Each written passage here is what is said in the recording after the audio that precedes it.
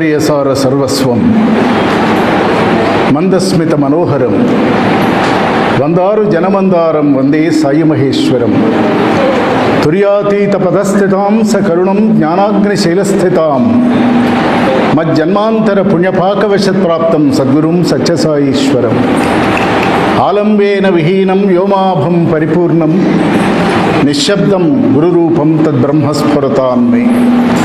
పరమ మాహేశ్వర స్వరూపుడు సచ్చిదానంద గురుమూర్తి అయిన భగవాన్ సత్యసాయి దివ్య శ్రీచరణార విందాలకు ప్రణామ సహస్రం సమర్పిస్తూ జీవన మహాప్రవాహంలో అనంతకాలాలుగా సాగుతున్నటువంటి అనేక జన్మ పరంపరలలో ఈ కాలం మహత్తరమైనటువంటి కాలం. కాలే స్థలే జలే అని 3 మాటలున్నాయి. కాలం కలిసి రావాలి, సరైన కాలంలో మనం ఉండాలి. ఆ సరైన కాలాన్ని నిర్ణయించేది కాలస్వరూపుడైనటువంటి ఈశ్వరుడు. ఆ ఈశ్వరుడు మన పరంగా భగవాన్ శ్రీ సత్యసాయి బాబా వారు. స్థలే మనం వెళ్ళే ప్రదేశం అతి పవిత్రమైనటువంటి ప్రాంగణమై ఉండాలి. సద్భక్తులంతా కూడా కూడి ఉండాలి. సర్వాత్మలన్నీ కూడా ఏకమై ఉండాలి. మన తలపులన్నీ కూడా పరమేశ్వర సన్నిధానంలో ఏకమై అనంతమైనటువంటి కాలంలో ఇమిడిపోవాలి. అటువంటి ఆ స్థలం ఈవేళ ఈ దివ్య మందిరం. కాలము స్థలము అయిన తర్వాత తీర్థము జలే. జలే అంటే మామూలుగా నీళ్లు అంటాం. దానికి సంస్కృతిపరమైనటువంటి పదం తీర్థం. ఆ తీర్థం ఏంటంటే ఎవరైతే సాధకులు, ఎవరైతే భగవద్భక్తులు, ఎవరైతే భాగవతోత్తములు, ఎవరైతే జిజ్ఞాసులు, జ్ఞానులు, ముముక్షువులు, తీర్థంకరులు వీరందరూ కూడా ఒక చోట కూడినట్లయితే అది తీర్థం. తీర్థము అంటే ప్రవాహం అనే ఒక అర్థం. ఇక్కడ జ్ఞాన ప్రవాహం. ఈ జ్ఞాన ప్రవాహము, ఈ కాలము, ఈ స్థలము, ఈ 3 కలిసినందువలన కాలే స్థలే జలే ఇవన్నీ కూడా మనందరినీ ఇక్కడకు రప్పించినాయి. ఈ కాలం ఎంత గొప్పది అంటే భగవంతుణ్ణి నిత్యము స్మరించాలి. స్మరిస్తే మంచిగా హాయిగా ఉంటుంది అని పెద్దలు చెప్తారు. స్మరించటం అంటే మన ఇంట్లో మనం కూర్చొని స్మరించుకున్నట్లయితే అది సోమయాగం అవుతుంది. అంటే అది మనకి భగవంతుడికి సంబంధం. మనబోటి భావనలన్నీ సమదృష్టితో కనుక ఉన్నట్లయితే, అందరం కలిసి గనక కూడి గనక చేసినట్లయితే అది సత్రయాగము అనబడుతుంది. ఈ సత్రయాగం ఫలితం ఏమిటి? సోమయాగ ఫలితం ఏమిటంటే అతడికి, అతడి భార్యకి ఫలితం లభిస్తుంది. సత్రయాగంలో ఈ వాకిట కట్టినటువంటి తోరణంలో ఉన్న ఆకు దగ్గర నుంచి ప్రతి వాళ్ళకి సమాన భాగం ఇవ్వబడుతుంది. గనక ఇవాళ కేవలం ఇది జరుగుతున్నది సత్సంగం మాత్రమే కాదు. సత్సంగం అంటే ఉపన్యాసం కాదు. ఉపన్యాసం వేరు. సత్తులన్నీ సంగమించాలి, హృదయాలన్నీ సంగమించాలి, ఆత్మలన్నీ సంగమించాలి. అది సత్ సంగమం, అది సత్సంగం. ఆ సత్సంగమే ఇవాళ జరుగుతున్నది. ఈ సత్సంగం ఉత్సవంగా జరుగుతున్నది. ఉత్సవం అంటే వేడుక, జాతర, ఊరేగింపు ఇది కాదు. ఉత్ అంటే సర్వోన్నతమైన, శవము అంటే యజ్ఞము అని అర్థం. ఇక్కడ మన తనువుని, మన ధనాన్ని, మన మనస్సుని, మన కాలాన్ని, మన బుద్ధి విశేషాన్ని, జన్మాంతరమైనటువంటి ఒక సంస్కార ధారని ఇక్కడికి తీసుకుని వచ్చి మనందరం కూడా ఏకోన్ముఖులమై ఒకే భావనతో, తదేకమైనటువంటి ఒక దృష్టితో, ఏకాత్మ భావనతో మనందరం కలిసి ఉన్నాం కనుక ఈ కాలము ఇంత పవిత్రమైనటువంటిది. మరి ఏం చెప్పుకోబోతున్నాం? ఏం చెప్తే బాగుంటుంది? కాసేపు మాట్లాడుకోవాలి. కాసేపు భగవంతుని యొక్క స్మరణ చేయాలి, భగవన్నామ సంకీర్తన చేయాలి, రూపవర్ణన చేయాలి. అలాగే సగుణాత్మకమైనటువంటి భావనలో నిలకడ చెందాలి. వీటన్నింటితో పాటుగా తత్వాన్ని తెలుసుకోవాలి. ఇవన్నీ ఏకకాలంలో జరగాలి. ఇవి ఎవరి పరంగా జరగాలి అనుకున్నప్పుడు the glory of Sathya Sai, Sathya Sai భగవానుడి యొక్క వైభవాన్ని గురించి మాట్లాడుకోవాలి. అనగానే మాట్లాడుతూనే ఉన్నాం కదా, అసలు మాట్లాడింది ఎప్పుడు? మళ్ళీ ఇవాళ కొత్తగా ఏం మాట్లాడాలి? కొత్తగా ఏదన్నా ఉన్నదా చెప్పడానికంటే, మనకి ఆంధ్రదేశంలో తొట్టతొలి జ్ఞానపీఠ అవార్డు పురస్కార గ్రహీత విశ్వనాథ సత్యనారాయణ గారు శ్రీమద్ రామాయణ కల్పవృక్షం అని ఒక అద్భుతమైన మహాకావ్యం రాశారు. రాస్తే ఆయన్ని ఇలాంటి ప్రశ్న వేశారు ఢిల్లీలో. అయ్యా, భారతదేశంలో 280 భాషల్లో రామాయణం ఉంది, మీరా అద్భుతమైనటువంటి సాహిత్య సృష్టి చేశారు మీరు, మళ్ళీ మీరు రామాయణమే ఎందుకు ఎంచుకున్నారు? కొత్తది ఏదన్నా రాస్తే బాగుండేది కదా. చెప్పిందే చెప్పి ఎన్నిసార్లు వింటాం, ఎన్నిసార్లు రాముడి కథ మారదు. చెప్పే తీరులో మార్పు రావచ్చేమో కానీ కథలో మార్పు ఏం లేదు కదా అని వాళ్ళు అడిగినప్పుడు ఆయన ఓ మాట చెప్పాడు. మరల ఇదేల రామాయణం వన్నచో ఈ ప్రపంచకమెల్ల ఎల్లవేళల తినుచున్న అన్నమే తినుచున్నదిన్నాళ్ళు తన రుచి బ్రతుకురు తనవిగాన చేసిన సంసారమే చేయుచున్నది తనదైన అనుభూతి తనదిగాన తలచిన రామునే కొలుతును నా భక్తి రచనలు నావిగాన కవి ప్రతిభ ఉండును కావ్య శతాంశమున 90 అయిన పాండ్లు ప్రాగ్విపశ్చిన్మంతంబున రసంబు 1000 రెట్లు గొప్పది నవకథాధృతిని మించి. ఏం లేదు, ఈ ప్రపంచం మధ్యాహ్నం అదే అన్నం తింటుంది, రాత్రి అదే అన్నం తింటుంది. తింటూ ఉన్నది. ఏమన్నా మార్పు ఉన్నదా? కానీ తింటూ ఉన్నది. ఎందుకంటే ఆ రుచి, ఆ బ్రతుకు తనదిగాన. సంసారం బాగుందన్నాడు ఒకడు, బాగలేదన్నాడు, చెడిపోయిందన్నాడు, ఈ యాతన పడుతున్నామన్నారు, ఇది మహా దుఃఖసాగరం అని దిగులు పడుతున్నాడు. అయినా సంసారం చేస్తూనే ఉన్నాడు. ఎందుకే? దాని పట్ల అపేక్ష ఉన్నది గనక. అందరూ పూర్వకవులందరూ కూడా రాముని గురించి రాసి ఉండొచ్చుగాక, కానీ నేను కూడా రాసుకోవాలి కదా ఆ రాముని గురించి. ఎందుకంటే నా భక్తి వేరు, నా భావన వేరు, నా ఆలోచన వేరు, నా తలపు వేరు, నా దృష్టి వేరు, నా అనుభవం వేరు, నా అనుభూతి వేరు, నేను పొందిన విభూతి స్థితి వేరు. కనుక అనేకమైనటువంటి కవిత్వాన్ని గనక చెప్తూ వెళ్ళినట్లయితే కవి ప్రతిభ దాంట్లో 90% ఉంటుంది. మిగతా అంతా కథే. కానీ కొత్త కథ రాసే కంటే అదే పాత కథని గనక మనం చెప్పుకున్నట్లయితే దానిలో రసము 1000 రెట్లు గొప్పది, నవ కథాధృతిని మించి. అందుకనే శ్రీరామనామాన్ని అమృతంతో పోల్చారు. రామరసం అన్నారు, దాన్ని నామరసం అన్నారు, భక్తి రసం అన్నారు, తాత్విక రసం అన్నారు.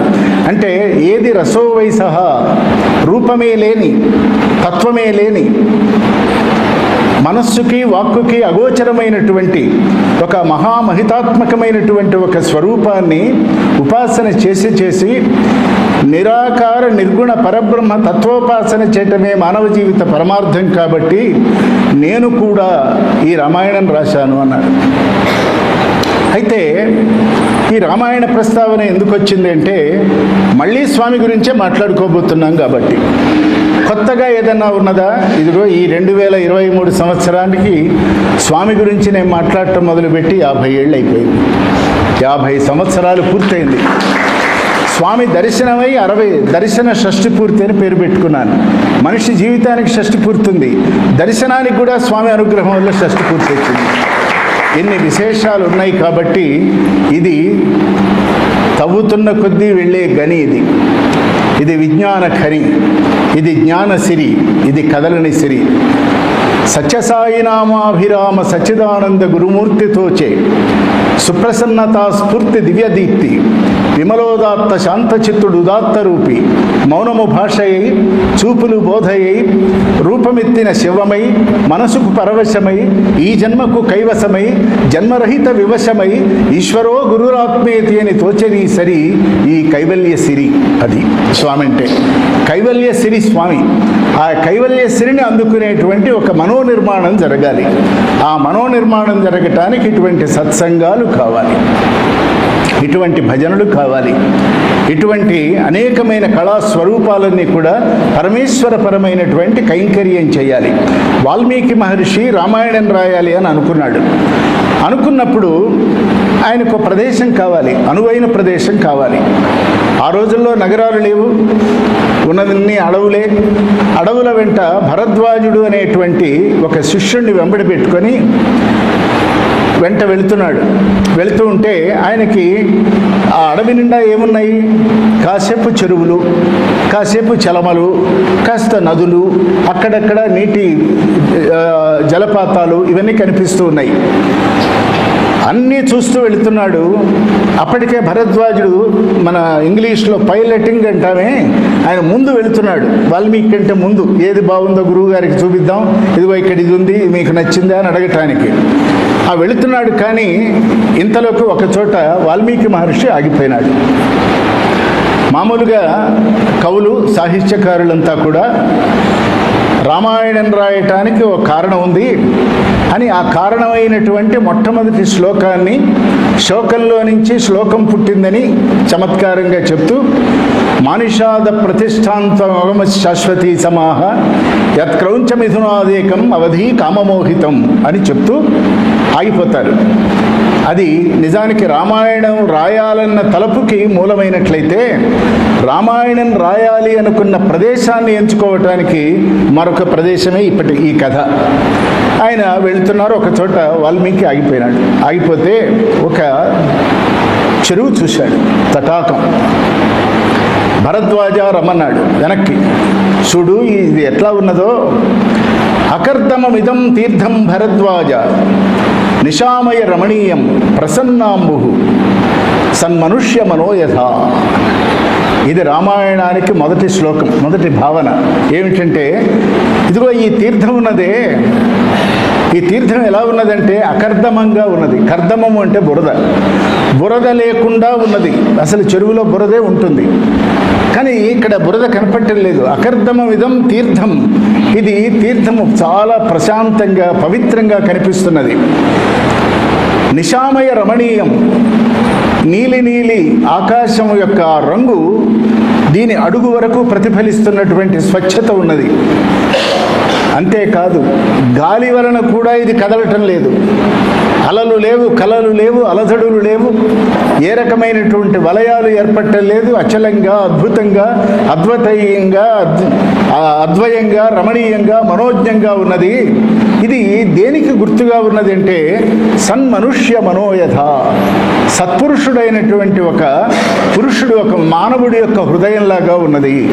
నేను రాయబోయే రామాయణ కథానాయకుడు సత్పురుషుడు గనక, పూర్ణ పురుషుడు గనక, పురుషోత్తముడు గనక, మర్యాద పురుషోత్తముడు గనక, అటువంటి ఆ రాముడి కథ రాయాలి అంటే ఈ తటాకమే శ్రేష్టమైనది భరద్వాజ అని నిర్ణయం చేశాడు. అకర్దమమిదం తీర్థం భరద్వాజ నిశామయ రమణీయం ప్రసన్నాంబు సన్మనుష్య మనోయథ. ఈ సన్మనుష్యుడు ఎవరు అంటే నాడు సాకేత రాముడైతే నేడు సత్యసాయి రాముడు అంతే. ఈవేళ రామాయణం గురించి చెప్పుకోవటం అంటే రాముడి కథ చెప్పుకోవటం. స్వామి యొక్క గ్లోరీ, స్వామి యొక్క వైభవం చెప్పుకోవాలి అంటే అది ఎక్కడ ప్రారంభించాలి? ఆద్యంతరహితమైనటువంటి ఒక విరాణ్మూర్తి యొక్క కాలాన్ని గణించలేము, గుణించలేము. ఇది ఇతమిద్ధమని చెప్పలేము, కానీ చెప్పాలి అంటే బై కంపారిజన్ అండ్ కాంట్రాస్ట్ చెప్పాలి, పోలికలతో చెప్పుకోవాలి. రాముడు అనగానే మనకి సాకేత రాముడు గుర్తొస్తాడు, ఆయనే గుర్తొస్తాడు. పుంసామోహన రూపాయ పుణ్యశ్లోకాయ మంగళం, ఆయన్నే మనం తలుచుకోవాలి. త్రేతాయుగం అంతా కూడా అరుగో స్వామివారు వస్తున్నాడు, గాలిగా వస్తున్నారు. ఓసారి అన్నారు తన దారి తానే ఏర్పరచుకొని స్వామి ఎంటర్ అవుతున్నారు. చూడండి, మరి ప్రకృతి అలా అద్భుతంగా ఆనంద తాండవం చేస్తుంది. ఒక పరమ పురుషుని గురించిన మాట మనం మాట్లాడినప్పుడు, శ్రీమంజూషిక భక్తరక్షణ కళాశ్రీచుంచు ఆనందవల్లి మంజు ప్రసవంబు చిద్గగన ప్రాళేయాంశువున్ మోక్షలక్ష్మీ మాణిక్య వినూత్న మేఖల కటాక్షీభూత నీహారరు శ్రీమంతం వై పొల్చు వెలుగునొకడే సేవింతు విశ్వేశ్వర. వెలుగుని సేవించాలి మనం. పరిపూర్ణమైనటువంటి సగుణ సాకార పరబ్రహ్మతత్వాన్ని దాటి మూలాన్వేషణ చేసి మూలతత్వ విధానంలోకి మనం వెళ్ళి మూలాన్ని ఆశ్రయించి మూలంతో సంపర్కం పెట్టుకొని మూలంతో సంగమించి మూలాన్ని ఆశ్లేషించి అంటే కౌగలించుకొని ఒక పరిపూర్ణమైనటువంటి దివ్య రసానుభూతిని మనం పొందాలి. ఆ పొందటం అనేటువంటిది ఎలా జరుగుతుంది అంటే, అయ్యా వెలుగుని సేవించమంటున్నారు, వెలుగుని ఎక్కడ చూడాలి? అది ఆ వెలుగు ఎక్కడున్నది? కరెంట్ ఇచ్చే వెలుగా? కాదు. మరి వెలుగంటే పగలంటే సూర్యుడు, రాత్రి అంటే చంద్రుడు, అది అర్ధభాగమే. మరి పరిపూర్ణమైనటువంటి ఒక జ్యోతిని నేను ఎక్కడ చూడాలి జీవితకాలంలో? సూర్యుడే వెలుగు అనుకున్నట్లయితే సాయంకాలం అయ్యేపటికి అస్తమిస్తున్నాడు. చంద్రుడే వెలుగు అనుకుంటే తెల్లవారే వేళకల్లా ఒక జామును వెళ్ళిపోతున్నాడు. మరి నిత్యమై సత్యమై శాశ్వతమై అనంతమై అచ్యుతమై అవ్యయమై అఖండమై ఆనందతారకమై ఆనంద సంధాయకమై ఆనంద రసతుందిలమైనటువంటి ఆ వెలుగు ఎక్కడ ఉన్నదంటే, తెలుసుకోవాలి అంటే మాకు కూడా ఒక బొమ్మ కావాలి కదా. ఈ బొమ్మ ఇట్లా ఉంటే ఓహో ఇతడు రాముడా, విల్లంబు పట్టుకుంటే రాముడా, ధనుస్సు పట్టుకుంటే రాముడా, ఆ రాముడే ద్వాపర యుగంలో వేణువు పట్టుకుంటే కృష్ణుడా.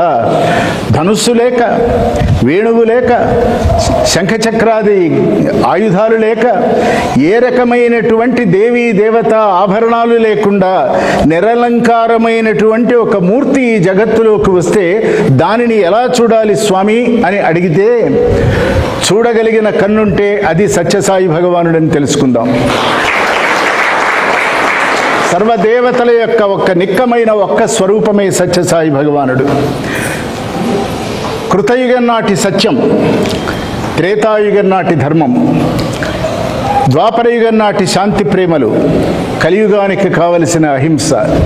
సత్య ధర్మ శాంతి ప్రేమ అహింసలనబడేటువంటి 5 అంశాలు 5 యుగాలు 4 యుగాలుగా ఏర్పడినటువంటి ఒక ఏకైకమైనటువంటి ఒక్క రూపమే భగవాన్ శ్రీ సత్యసాయి. దీనిని అర్థం చేసుకోగలిగితే ఇది మాకు తర్వాత అర్థమవుతుంది.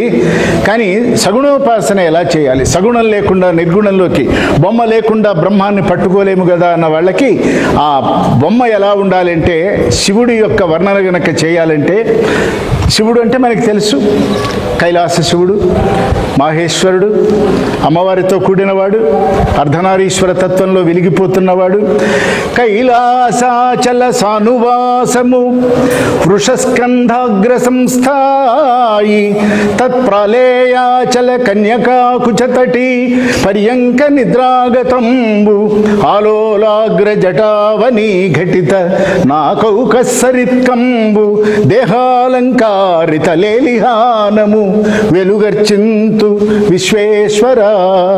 అక్కడ వెలుగుని భావిస్తానన్నాడు, ఇక్కడ వెలుగుని అర్చిస్తాను అన్నాడు. అర్చిస్తాను అంటే ఒక రూపం కావాలి. ఈవేళ సత్యసాయి భగవానుడు 2011 ఏప్రిల్ 24 వరకు ఆరాధనా స్ఫూర్తి అర్చామూర్తి. అది అఖండ తేజోమయమైనటువంటి సర్వవ్యాపకమైనటువంటి రూపరహిత నామసహిత భావాత్మక తత్వపూర్ణమైనటువంటి ప్రజ్ఞాస్వరూపమే భగవాన్ శ్రీ సత్యసాయి బాబా వారు. ఈవేళ స్వామిని మనం అన్ని కోణాలలో కూడా ఆవిష్కరించుకోవాలి. సగుణంలో ఆనందాన్ని అనుభవించాం, సగుణంలో వారి సన్నిధిని అనుభవించాం, సగుణంలో వారి అనేకమైనటువంటి గుణగణాలను అన్నింటినీ కూడా మనస వచస శిరస అనుభవించాం, ఆనందించాం. అయితే ఈ అనుభవించిన కాలమంతా శ్రీరామ కాలమంతా ధర్మోద్ధరణగా సాగిపోయింది. ధర్మాన్ని ఉద్ధరించాలి అంటే ధర్మాన్ని రాముడు ఆచరించి ఉద్ధరించాడు. ఆచరించకుండా ఎవరు ఉద్ధరించలేము. అలాగే శ్రీకృష్ణ పరమాత్మ ధర్మ సంస్థాపన చేశాడు, ధర్మాన్ని ఆశ్రయించే ధర్మ సంస్థాపన చేశాడు. అంతేకాదు శ్రీరామ అవతారం వచ్చేదాకా నిజానికి శ్రీరాముడు కూడా తన అవతార ప్రకటన చేయలేదు.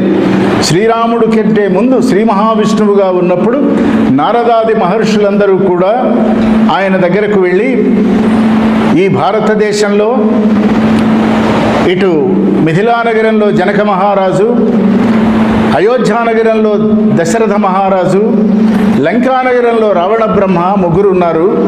సత్వగుణానికి జనక మహారాజు అయితే రాజసగుణానికి మన దశరథ మహారాజు అయినట్లయితే, తామస గుణానికి లంకాధిపతి అయినటువంటి రావణుడు అయినట్లయితే, శైవ వైష్ణవ మతాల మధ్య ఒక వైరుధ్యాన్ని సృష్టించి హరనామమే గాని హరినామం వినపెట్టడానికి వీలు లేదన్నటువంటి ఒక అధర్మం ఏర్పడింది. యజ్ఞయాగాదులు భంగమైనవి కనుక నీ ఒక అవతారమూర్తిపై రావాలి అని అడిగినప్పుడు శ్రీ మహావిష్ణువు ఒక ప్రమాణం చేశాడు. ఆ ప్రమాణం ఏంటంటే, తప్పకుండా వస్తాను, దశరథ కుమారుడుగా వస్తాను, దశకంధరుడి కుత్తుకలు ఉత్తరిస్తాను, దశ యుగాల వరకు నిలబడేటువంటి శ్రీరామచంద్ర నామంతో వస్తాను అని ప్రకటన చేశాడు. అది రాముడు చేసిన ప్రకటన కాదు, విష్ణువు చేసిన ప్రకటన. రాముడు అలాగే వచ్చాడు. దశరథుడు ఇంట పుట్టాడు, 10 తలల రావణుడి యొక్క తలలు నేలబడేట్టుగా చేశాడు. ధర్మాన్ని ఆచరిస్తూ 14 సంవత్సరాలు అరణ్యవాసం చేశాడు. ఆ తర్వాత 11,000 సంవత్సరాలుగా ఆనాటి కాలగణనంలో అలా జరిగినట్లయితే, నిజానికి వాల్మీకి రామాయణంలో రాముడు ఈ రాజ్యాన్ని పాలించింది 78 సంవత్సరాలు అంతే. ఆ లెక్క వేరు, అది మనకి ఇప్పుడు అప్రస్తుతం. అయితే ఆ రాముడు ధర్మాచరణ ద్వారా ధర్మాన్ని నిలబెట్టాడు, యజ్ఞయాగాదుల ద్వారా యజ్ఞాన్ని ఆచరించాడు, ధర్మాన్ని నిలబెట్టాడు, ధర్మ సంస్థాపన చేశాడు. కనుక ఆచరణ ద్వారా ధర్మాన్ని నిలబెట్టినటువంటి వాడు రాముడు. ఇక కృష్ణుడు వచ్చాడు, యాగాలు చేయలేదు, యజ్ఞాలు చేయలేదు, ఏమీ చేయలేదు, కానీ అన్నీ చేయించాడు. అన్నీ చేయిస్తూ తాను సాక్షిభూతంగా నిలకడ చెంది ధర్మోద్ధరణ చేస్తూ తాను కూడా ఎక్కడా అవతార ప్రకటన చేయకుండా మహాభారత సంగ్రామ వేళ భారత యుద్ధం ప్రారంభం కావటానికి ముందుగా అర్జునుడితో తన నుంచి ఒక ప్రసారం చేసినటువంటి ప్రవాహ సదృశమైనటువంటి కర్మ భక్తి జ్ఞానయోగ త్రివేణిని పారించాడు. మొదటి 6 కాండలు కర్మయోగంగా, మధ్యలో ఉన్న 6 భక్తి యోగంగా, చివరి 6 జ్ఞానయోగంగా భగవద్గీతని ఉపదేశనం చేశాడు. ఆ ఉపదేశనం చేస్తూ దానిలో 2 ప్రకటనలు చేశాడు. అప్పటి వరకు మానవ దేహంలో వచ్చినటువంటి ఏ అవతారమూర్తి కూడా యుగ ఆరంభంలో చేయకుండా యుగాంతంలో చేశాడు. యదా యదా హి ధర్మస్య గ్లానిర్భవతి భారత అభ్యుత్థానమధర్మస్య తదాత్మానం సృజామ్యహం. అధర్మం జరిగినప్పుడల్లా, ధర్మానికి హాని జరిగినప్పుడల్లా అనగానే అయిపోతాం. ధర్మం అగ్నిస్వరూపం కదా, ధర్మానికి చెదబట్టదు కదా. ధర్మానికి కూడా గ్లాని ఎలా జరుగుతుందంటే, ధర్మాన్ని ఆచరించవలసినటువంటి మానవుడు ఆ ధర్మ మార్గం నుంచి వైదొలిగినప్పుడు ఆ ధర్మం వెనకబడిపోతుంది.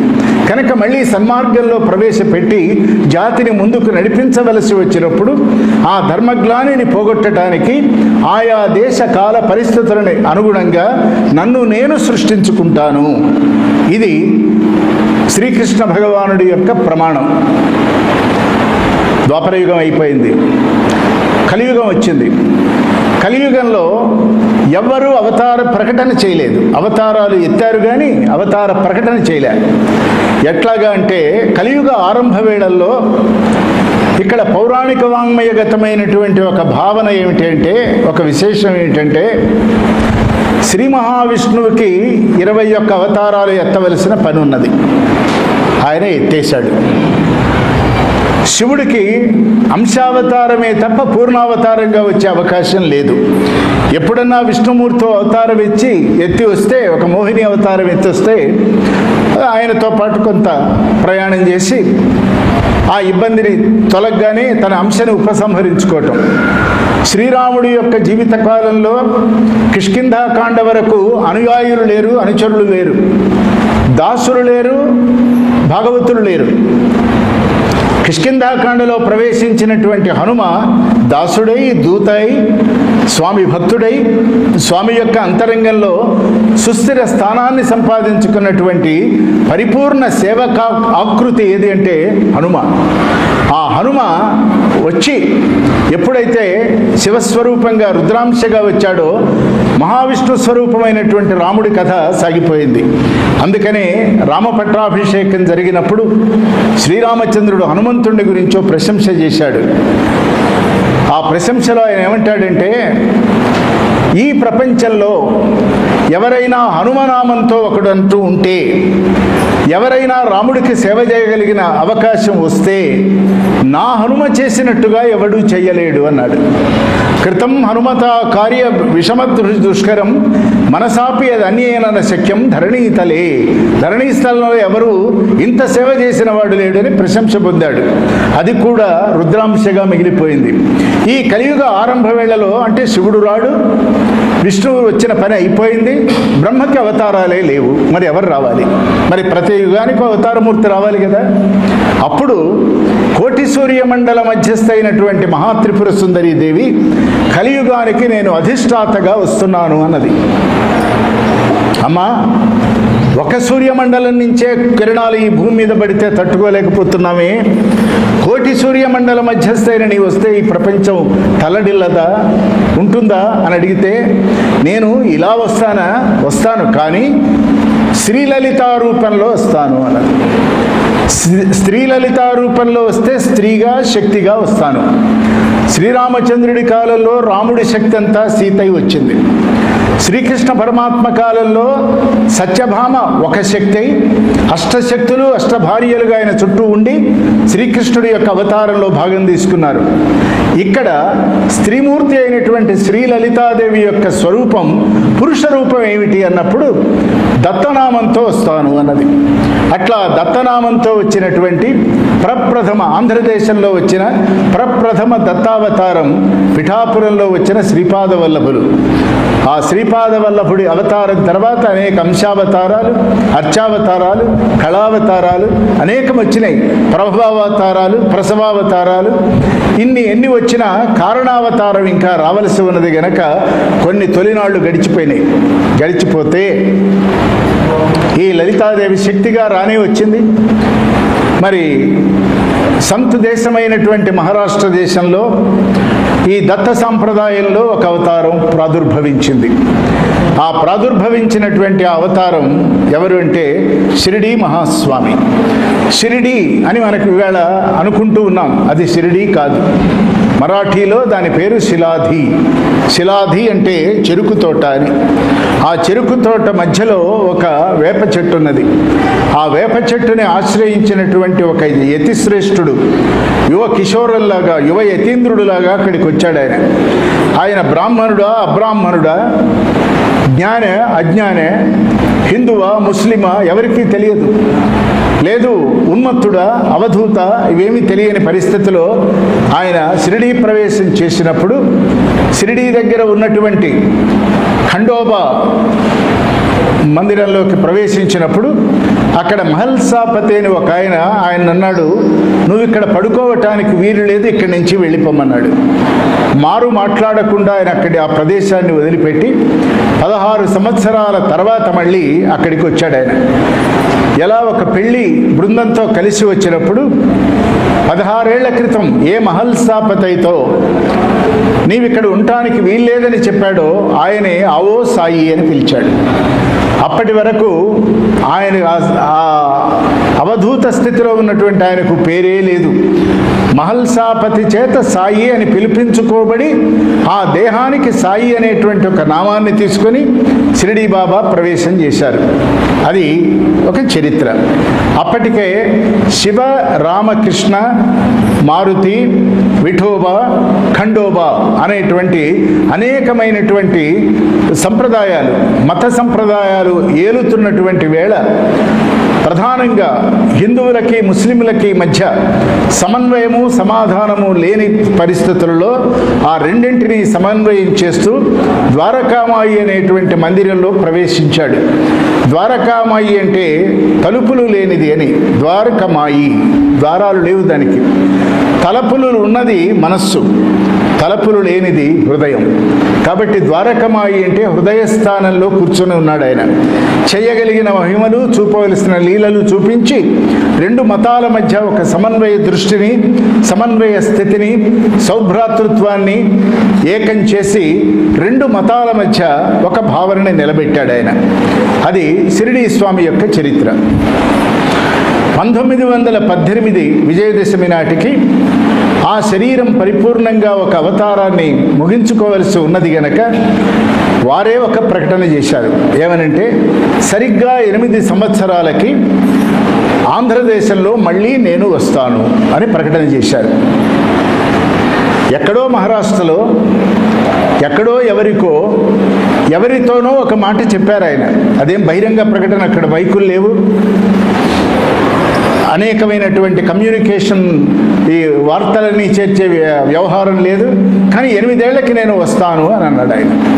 అన్నప్పుడు 8 సంవత్సరాలు అవుతూ ఉండగానే, నిజానికి అవగానే, పాండిచ్చేరిలో అరవింద యోగి ధ్యానముద్రాంకితమైనటువంటి స్థితిలో ఉండి, అప్పటికాయన ఒక ప్రొఫెసర్ అయి నిజానికి ఇంగ్లాండ్ వెళ్ళి ఇంగ్లాండ్లో ICS చదవాలని అనుకొని, కాకూడదనుకొని విధివశాత్తు మళ్ళీ ఇండియాకు వచ్చి, ఇండియా నుంచి విప్లవకారుడై బ్రిటిష్ ప్రభుత్వం చేత బహిష్కృతుడై ఫ్రెంచి కాలనీ అయినటువంటి పాండిచ్చేరికి ఆయన చేరుకొని, అప్పటికే శ్రీమాత ఫ్రెంచ్ నుంచి వచ్చి, ఫ్రాన్స్ నుంచి వచ్చి ఆమె ఆశ్రమ విషయాలన్నీ చూసుకుంటున్న వేళ సంపూర్ణంగా ఈ ప్రపంచం నుంచి దూరమై ధ్యానముద్రాంకితమై, ధ్యానంలో తదేకమైన స్థితిలో, ప్రపంచ భావనను వీడినటువంటి ఒక స్థితిలో నవంబరు 24, 1926న పాండిచ్చేరిలో ఆయన ఒక ప్రకటన చేశాడు.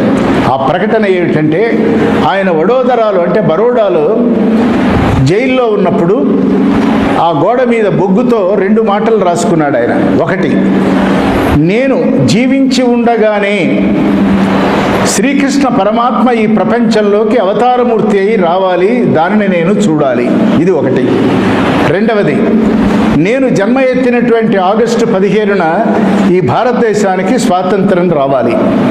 ఆయన అనుకున్నట్లుగానే, దర్శించినట్లుగానే, ఊహించినట్లుగానే, భావించినట్లుగానే, సంభావించినట్లుగానే ఆగస్టు 15, 1947 ఈ దేశానికి స్వాతంత్రం లభించింది. అంటే ఋషుల యొక్క వాక్కులు అలా ఉంటాయి.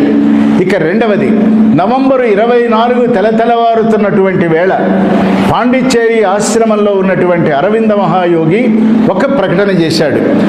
ఏ జీవితకాలంలో ఏ కృష్ణ పరమాత్మ యొక్క చైతన్యాన్ని ఈ భూమి మీద చూడాలని నేను సంకల్పించానో, తలుచుకున్నానో, తపస్సు చేశానో, అది ఈవేళే కొన్ని గంటల క్రితమే ఈ భారతావని యందు అది జన్మ ఎత్తి వచ్చింది.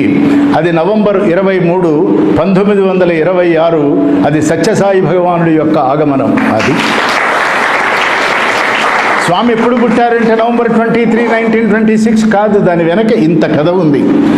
ఈ పుడమి, ఈ భూమి, ఈ ధరిత్రి, ఈ వసుంధర తపస్సు చేస్తుంది. అధర్మం వర్తిల్లుతున్నది. ఇక్కడ అరాచకము, అస్పష్టత, అవిద్య, అనాచారము ప్రవర్తిల్లుతున్నాయి. దీనిని మళ్ళీ నువ్వు ధర్మ సంస్థాపన చేయాలి. ధర్మం అంటే చెప్పాలి, సత్యం అంటే ఏమిటో బోధించాలి. ప్రపంచాన్ని, సమాజాన్ని, వ్యక్తిని, వ్యవస్థని అన్నింటినీ నడపాలి అని ఈ భూమి నిరంతరము ఆవేదన చెందుతూ ఉంటుంది. ఆ ఆవేదనకి పరిష్కారం చేయగలిగినటువంటి వాడు భూమండలం మీద పుట్టినటువంటి జీవుడు కాదు. పరమాత్మే ఒక మానవ దేహం తీసుకొని వస్తే తప్ప ఇంత బృహత్తర కార్యక్రమాన్ని స్వీకరించలేడు, నిర్వర్తించలేడు. అందుకనే 2023 ఫిబ్రవరి 12వ తారీఖున 2600 సంవత్సరాల చరిత్ర కలిగినటువంటి కంచి పీఠాధిపతి శ్రీ శ్రీ శంకర విజయేంద్ర సరస్వతి స్వామి వారు మొట్టమొదటిసారిగా వైజాగ్లో సాయి సౌధ అనే ఒక సమితికి వారు వచ్చి స్వామి గురించి 28.5 నిమిషాలు మాట్లాడారు. ఆయన ఏం ప్రకటన చేశారంటే, సత్యసాయి భగవానుడు ఇక్కడ పుట్టారు, వారికి పుట్టారు, అక్కడ చెందారు కాదు, వారు స్వయంభూ అని డిక్లేర్ చేశారు. వారంతట వారే వచ్చారు. తదాత్మానం సృజామ్యహం. ఇది మనం కనిపెట్టలేము, మనం అర్థం చేసుకోలేము. మనకెంతసేపు చరిత్ర కావాలి, చరిత్రలో డేట్స్ కావాలి. కానీ ఒక జ్ఞాని అయినటువంటి వాడు, ఒక పీఠాధిపతి అయినటువంటి వారు ఈ ప్రపంచం మొత్తానికి ఇచ్చిన మహత్తర సందేశం అంటే శ్రీ సత్యసాయి బాబా వారు స్వయంభువే, వారు స్వయంగా వచ్చారు. మరి స్వామి ఈ పద్యంలో ఎప్పుడో చెప్పారు కదా, ఆ రామచంద్రుడే ఈ రామచంద్రుడే అని చెప్పారు కదా, ఆనందబాలుడే ఆనందబాలుడే అని చెప్పారు. పద్యం బాగా పాడారు స్వామి అని మనం కూడా ఆయన పాడినట్టే పాడుతూ జీవితం గడిపేశాం. అలాగే మొట్టమొదటి భజన మానస భజనేలో నేను ఈశ్వరమ్మకు పుట్టాను, లేకపోతే పుట్టపర్తిలో పుట్టబోతున్నాను అని పుట్టాను అని చెప్పారా? ఓంకారం భవ ఓం నమ బాబా. అసలు నా పుట్టుకంతా ఓంకారం నుంచి నేను వచ్చాను అన్నారు. అంటే ఓంకారం అంటే వేదములకి ప్రథమమైనటువంటి అక్షరము, ప్రథమాక్షరము ఓంకారం. అకారోకారం అకారయుక్తమైనటువంటిది ఓంకారము. అనేకమైనటువంటి బీజాకృతులు ఉన్నటువంటి అగ్నిబీజము, చంద్రబీజము, తత్వబీజము, ఉమాబీజము, ఎన్ని బీజాలు ఉన్నాయో అన్నీ ఉన్నటువంటి ఓంకారంలో నుంచి, నిశ్శబ్దంలో నుంచి వచ్చిన శబ్ద స్వరూపాన్ని నేను అన్నారు. 1958-59 ప్రాంతంలో ప్రశాంతి నిలయం నుంచి బెంగళూరు వెళుతున్నటువంటి స్వామి హై స్పీడ్లో కారు వెళుతున్నది, ఒక చోట టక్కున ఆపమన్నారు. కారు ఆగింది. ఆ కారులో నుంచి స్వామి తలుపు వేగంగా తెరుచుకొని బయటకు వెళ్ళిపోయారు. ఆ పక్కన ఒక బండరాయి ఉంటే ఆ బండరాయి మీద నుంచున్నారు. నుంచొని ఈ డ్రైవ్ చేస్తున్న ఆయనకి ఏం జరుగుతున్నదో తెలియలే. కారు ఎందుకు ఆపమన్నారో, ఎందుకు దిగారో, ఆ బండరాయి మీదకి ఎందుకు వెళ్ళారో. కానీ అప్పటిదాకా చూసిన లలిత మాధుర్యంతో ఉన్న సౌందర్యమూర్తి అయిన స్వామి యొక్క స్వరూపం కాదది. అది విరాణ్మూర్తిగా కనిపిస్తున్నది. నేల మీద పాదాలు కనిపిస్తున్నాయి.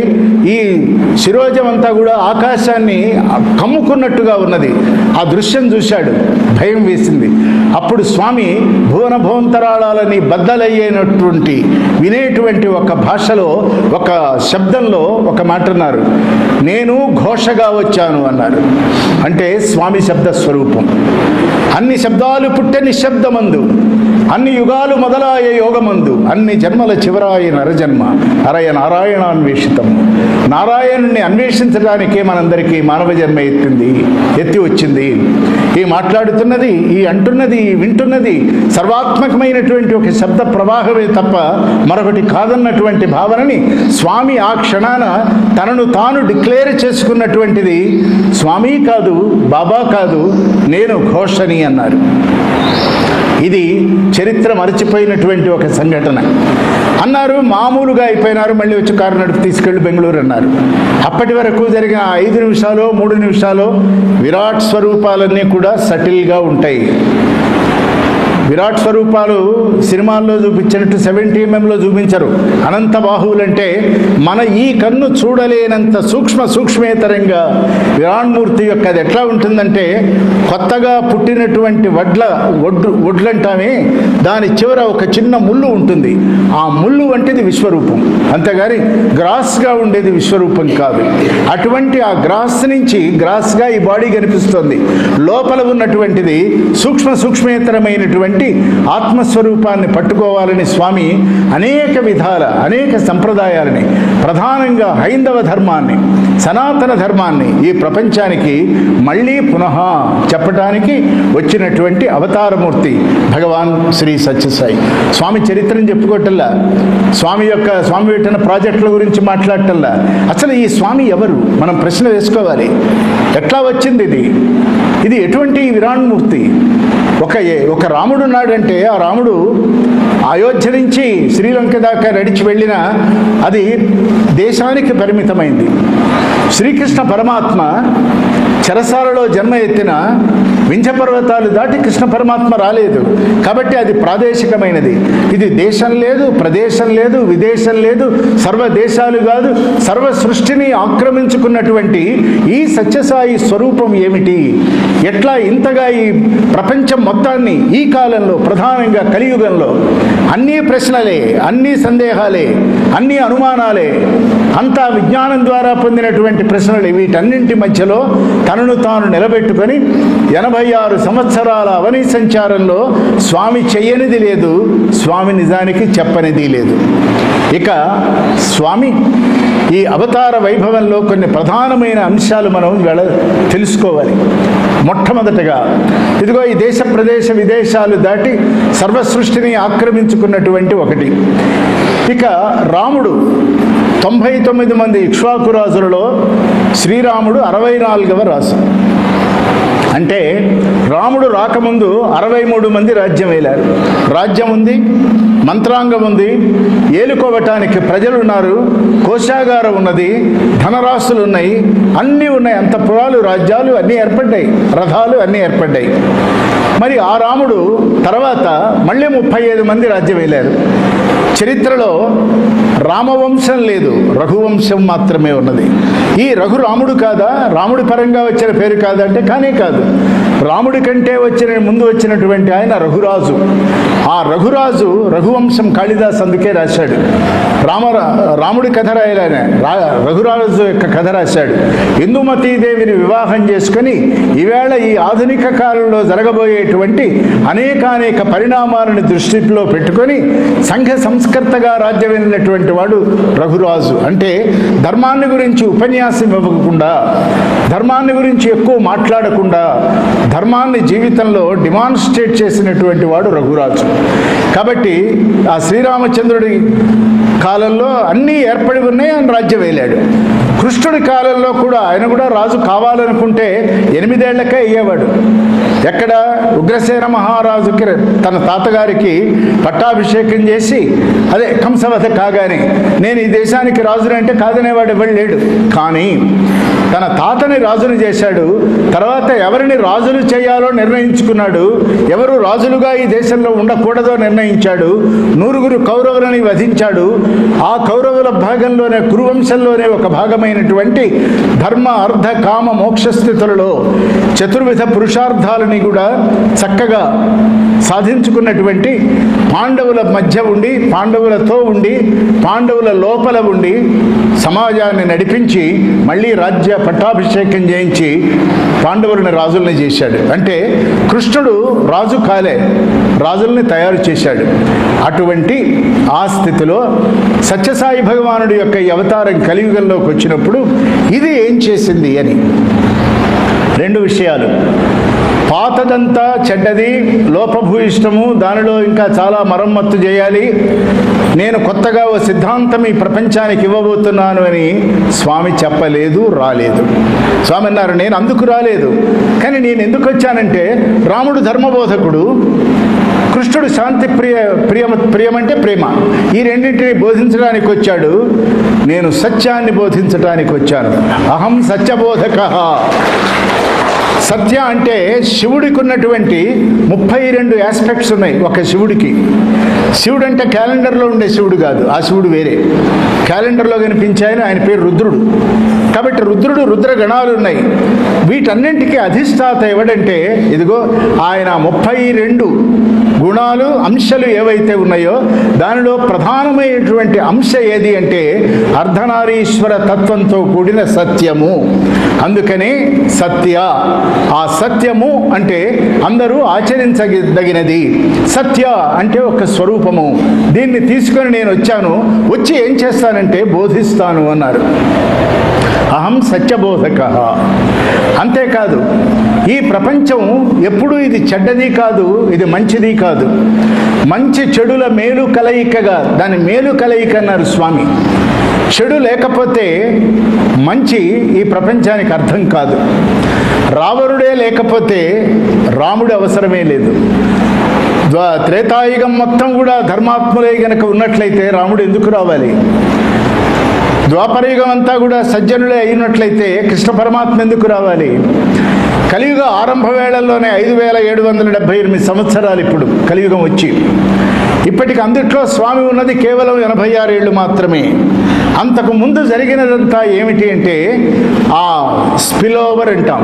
ద్వాపర యుగంలో జరిగినటువంటి దుష్కర విపత్కరమైనటువంటి పరిస్థితులన్నీ కూడా కలియుగం క్యారీ ఫార్వర్డ్ చేసి చిత్తములాగా ఇక్కడికి తీసుకుని వచ్చినప్పుడు ఈ ఆరంభ వేళలన్నీ ఇంత దుర్భరంగానూ ఉంటాయి గనక ఈ జాతిని, ఈ ప్రపంచాన్ని, ఈ అనంత మహాసృష్టిని మళ్ళీ ధర్మం వైపు నడిపించాలి కనుక సత్యసాయి భగవానుడు సత్య అనేటువంటి పేరు తీసుకొని వచ్చారు. తాను నడిచిన దారంతా ధర్మం ద్వారా నడిపించారు. ధర్మం బోధించేది కాదు, మాట్లాడుకునేది కాదు, ఆచరణాత్మకమైనటువంటిది. టైంకి రావాలి అని స్వామి మనకు చెప్పారు అంటే స్వామి టైంకే వచ్చారు కదా. చక్కగా డ్రెస్ చేసుకోవాలి, ఆయన కూడా చక్కగానే డ్రెస్ చేసుకున్నారు. పరోపకారం చేయాలి, పరోపకారం చేశారంటే ఏమిటి? ఏమి చేశారో అదే చెప్పారు, ఏమి చెప్పారో అదే చేశారు. చెప్పిందే చేశారు, చేయగలిగిందే చెప్పారు, కానీ అందరినీ ధర్మ మార్గంలో నడిపిస్తూ వెళ్ళారు. ఇది ఈ అంశావతారంలో వచ్చినటువంటి ఒక భాగమైనట్లయితే, ఈ యుగం నడుస్తూ ఉండగా కృష్ణ పరమాత్మలో ఉన్నటువంటి అంశ మళ్ళీ ఒకసారి త్రేతాయుగంలో కూడా వెళ్ళాలి. త్రేతాయుగంలో యోగవాసిష్టం అనేటువంటి ఒక రత్నాకరం పుట్టింది. దాని పేరే యోగవాసిష్ట రత్నాకరము, దాని అసలు పేరు. రాముడు యోగవాసిష్టం రాయల, వశిష్ఠుల వారు రాయల, ఎవరో రాశారు. వాళ్ళిద్దరూ మాట్లాడుకున్నారు. 33,000 శ్లోకాలు అయినాయి. ద్వాపరయుగంలో పార్థాయ ప్రతిబోధిత భగవతా నారాయణేన స్వయం వ్యాసేన గ్రథిత పురాణమునినా మధ్యే మహాభారతం. అంటే అర్జునుడు రాయలేదు, కృష్ణుడు రాయలేదు, మరి రాసిన వారు ఎవరు అని వ్యాసుల వారు రాశారు.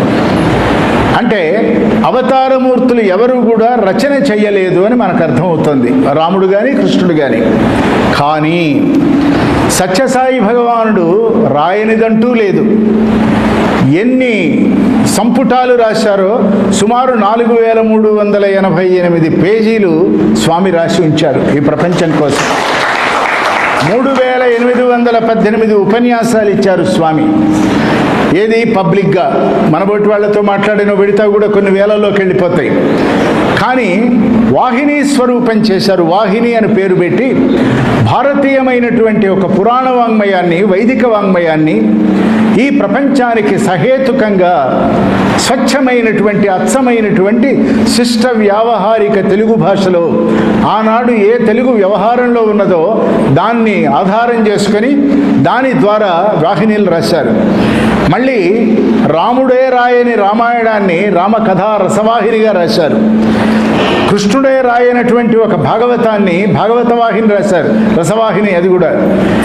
అలాగే గీతావాహిని రాశారు. అంటే ఏ వాంగ్మయం అయితే మనిషికి అవసరమో, దేని వలన ఆలోచనలు విస్తృతమవుతాయో, దేని వలన ఒక పురా సంస్కృతి అంటే ఏన్షియంట్ నాలెడ్జ్ ఏదైతే ఉందో ఆధునికీకరణంగా, కాంటెంపరీగా ఈ ప్రపంచానికి ఆయా వేళల ఎట్లా అందాలో అందించవలసిన రీతిలో స్వామి అన్ని గంభీరమైనటువంటి ఉదాత్తమైనటువంటి రచనలు స్వయంగా చేశారు.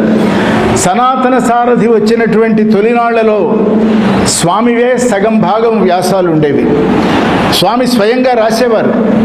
ఎందుకని ఇది చెప్తున్నామంటే అన్ని అవతారాల కంటే భిన్నమైన అవతారం సత్యసాయి భగవానుడి యొక్క అవతారం. ఎందుకంటే స్వామి పైన యుద్ధం ప్రకటించిన వారు లేరు, స్వామి ఎవరి మీద యుద్ధము ప్రకటించలేదు. రాముడికి యుద్ధం తప్పలేదు, కృష్ణుడికి యుద్ధం తప్పలేదు, కానీ సత్యసాయి భగవానుడికి యుద్ధమే లేదు. యుద్ధము లేని దానికి పేరు అయోధ్య అని పేరు. నా దృష్టిలో ఆధునిక కాలంలో, కలియుగంలో నిజమైన అయోధ్య ఏది అంటే ప్రశాంతి నిలయమే నిత్యమైన అయోధ్య. యుద్ధమే లేదు, ఉన్నదే ప్రశాంతి, ఉన్నదే సమన్వయం, సంఘర్షణకి తావులేని పరమాద్భుతమైనటువంటి దివ్య ప్రాంగణము ఏది అంటే శక్తి నిలయమైనటువంటి ప్రశాంతి నిలయమే అయోధ్య. అలాగే శ్రీకృష్ణ పరమాత్మ లీలలు చూపించాలి అంటే ఆయన అనేక ప్రదేశాలకు వెళ్ళాల్సి వచ్చేది, అనేక ప్రాంతాలకి, అనేక మనుషులు. మా బృందావనం నుంచి మధుర నుంచి వ్రజభూమి, అక్కడి నుంచి హస్తినాపురము, ఇట్లా ఆయన చేసుకుంటూ వెళ్ళి మిరకిల్స్గా ఇవి చెప్పే లీలలు అవన్నీ కూడా చేసింది ఎక్కడంటే అనేక ప్రాంతాలలో చేశారు. కానీ నిజమైనటువంటి ఒక లీల ఆ లీల యొక్క సంపూర్ణమైనటువంటి స్థితి, దాని యొక్క మల్టీ డైమెన్షన్స్ అంటాం, మల్టీ డైనమిక్స్ అంటాం. ఇవన్నీ ఎక్కడ ఉన్నాయి? ఆకుని సృష్టించారు, పువ్వుని సృష్టించారు, పండుని సృష్టించారు, వజ్రాన్ని సృష్టించారు. కాలాతీతమైనటువంటి ద్వాపరయుగం నాటి బలరాముడి భార్య ధరించినటువంటి ఆభరణాన్ని సృష్టించారు. మళ్ళీ యుగ యుగాలకి వెనక్కి వెళ్ళి టైం మిషన్లో వెనక్కి వెళ్ళినట్లుగా మళ్ళీ తీసుకొచ్చి ఇక్కడ ప్రపంచానికి చూపించి, ఇది దివ్య శక్తి, పరమేశ్వరుడి యొక్క శక్తి అంటే ఇదని తెలుసుకోండి అని చెప్పడానికి శక్తి నిరూపణ చేసినటువంటి సత్యసాయి భగవానుడి యొక్క లీల మహిమ. ఈ రెండు, లీల వేరు, మహిమ వేరు. మహిమ అంటే తాత్కాలికమైనది, లీల అంటే మన లోపల మనల్ని తనలో లీనము చేసుకొని తనలో లయం చేసుకునేది లీల. స్వామి చేసినవి మహిమలు కాదు. అందుకే స్వామి అన్నారు, ఆ మహిమల వెంబడి ఎందుకు పడతారు, లీలల గురించి ఆలోచించండి అన్నారు. మనకు అర్థమైంది ఏంటంటే మహిమ ఈజ్ ఈక్వల్ టు లీల అని. మహిమ తాత్కాలికము, లీల శాశ్వతము. నిత్యము సత్యము శాశ్వతమై స్వామి యందు ప్రవేశించి లీనమయ్యేటువంటిది. కాబట్టి ఆ లీలాకాండ తాను పుట్టిన ప్రదేశంలోనే, తాను సంచారం చేసిన ప్రదేశంలోనే, తాను తన శరీరాన్ని త్యాగం చేసినటువంటి అదే ప్రదేశంలో శ్రీకృష్ణుడి వలె కాక సత్యసాయి భగవానుడి ఒక విశిష్ట రీతిలో యునిక్నెస్ అంటాం. కాబట్టి లీలా ప్రాంగణమేది ఈ ప్రపంచంలో, ఇక్కడ ఈ కాలంలో, ఈ కలియుగంలో ఎక్కడ జరుగుతున్నాయి మహిమలు, ఎక్కడ జరిగినాయి మహిమలు అని అడిగితే, అటువంటి కృష్ణ పరమాత్మ ద్వాపరలో చేసిన దానికంటే అత్యున్నతంగా, భిన్నంగా, ఏకంగా, నిత్యంగా ఒకే చోట చేశారు. అది ప్రశాంతి నిలయం. అందువలననే ప్రశాంతి నిలయం అది లీలాభూమి, అది కైవల్య భూమి, అది ఆనంద భూమి, అది అనుభూతి భూమి, అది విభూతి భూమి. ఇట్లా మనం గనక అర్థం చేసుకోకపోతే, స్వామి చరిత్ర చదువుకోవటానికి పుస్తకాలు ఉన్నాయి, we can just finish in 10 minutes. కానీ ఒక ఆలోచనాత్మకమైనటువంటి రీతిలో స్వామిని మనం కొత్తగా ఆవిష్కరించుకోవాలి. కాబట్టి ఇది అయిపోయింది. ఇక స్వామి రావటానికి ముందు జరిగినది చెప్తే తప్ప స్వామి ఇప్పుడు తెలియదు. శ్రీరాముడు పుట్టిన ప్రదేశం, ఆయన పక్కన పారిన నది సరయూ నది. శ్రీకృష్ణుడు పుట్టినటువంటి ప్రదేశము, నడయాడిన ప్రదేశము, ఆ నది యమునా నది. శ్రీరాముడికి సరయూ నది, శ్రీకృష్ణుడికి యమునా నది, షిరిడీ స్వామికి గోదావరి నది, శ్రీరంగనాథుడికి కావేరీ నది, దుర్గమ్మకి కృష్ణా నది. ఇట్లా నదుల పక్కనే అవతారమూర్తులు వచ్చారు. అందుకనే చిత్రావతి నది పక్కనే సత్యసాయి భగవానుడు వచ్చారు. ఆయన అనంతపురంలో గనక జన్మ ఎత్తుంటే అక్కడ నది లేదు, హైదరాబాద్లో జన్మ ఎత్తుంటే ఇక్కడ నది లేదు, సముద్రం లేదు, రెండూ లేవు. కాబట్టి నది నాగరికతకు చిహ్నం. నాగరికత అంటే అనంతమైనటువంటి ఒక జాతి యొక్క సంస్కృతి, ఒక జాతి యొక్క సంస్కార ధార. ఎట్లాగైతే మనల్ని పునీతుల్ని చేస్తుందో, ఒక పావన భావనామయమైన మానవీయ దృష్టిలోకి తీసుకుని వెళుతుందో, అటువంటి ఆ నది ఉన్న చోట ఐశ్వర్యం ఉంటుంది, పంటలుంటాయి, ఆలోచనలుంటాయి, కడుపు నిండుతుంది, చల్లని ఆలోచనలు పుడతాయి, చల్లని ఆలోచనలతో వైభవం పుడుతుంది. ఆ వైభవంలో నుంచి అనేకమైన సంస్కృతులు పుడతాయి, దానిలో నుంచి సదాచారాలు పుడతాయి. ఇవన్నీ పుట్టడానికి అనువైనటువంటిది ఏది అంటే అదిగో ప్రశాంతి నిలయము, చిత్రావతి నది. నన్ను అడిగారు ఒక ఆయన, సార్ పుట్టపర్తి అంటే ఏమిటి, ఆ ఊరి పేరు అలా ఎందుకు పెట్టారని. ఎందుకు పెట్టారో నాకు తెలియదు, కానీ నాకు అర్థమైనది ఏంటంటే put apart I is equal to Puttaparthi అని చెప్పాను. అంటే నేను నేను నేను అని చెప్తాం కదా, నాది నాది నాది, ఇది నాదండి, ఈ కుర్చీ నాది నాదే, ఇది దీని మీద ఎంతమంది కూర్చున్నారు, దీని తర్వాత ఎంతమంది కూర్చుంటారు, అంతేనా? కాబట్టి ఇక్కడ నేను లేదు, నాది లేదు. కాబట్టి పుట్ అపార్ట్ ఐ అంటే అహాన్ని, మమకారాన్ని తగ్గించుకొని, అహంస్ఫురణాము స్ఫూర్తిని దాటుకొని, నేను ఎవరు అన్న ప్రశ్న వేసుకొని, ఇక్కడ అన్ని సుఖాలు ఉంటాయి. ఇవాళ సంగతి కాదు, ఇవాళ పుట్టపర్తిలో అన్ని మన ఇళ్లలో కంటే ఎక్కువ సుఖాలు వచ్చాయి. ఆ రోజుల్లో 1962 ప్రాంతం, సరే ఆ కథ వేరే. అప్పుడు ఏమీ లేవు, కానీ సర్వానందంగా ఉండేది. చెట్టు కింద హాయిగా పడుకుంటే మా పక్క నుంచి పాము పోయేది, ఏం భయమే లేదు.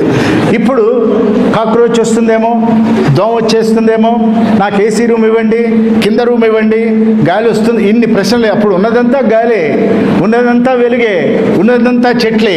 కానీ వీటన్నింటి మూలమైనటువంటి స్వామి ఆ దివ్యమంగళ విగ్రహాన్ని అలా దర్శిస్తూ ఉన్నప్పుడు 12 ఏళ్ల వయస్సులో నన్ను రేడియో సాయి వాళ్ళు అడిగారు, స్వామిని మీరు మొట్టమొదటి చూసినప్పుడు మీకు కలిగిన అనుభూతి ఏమిటి అని.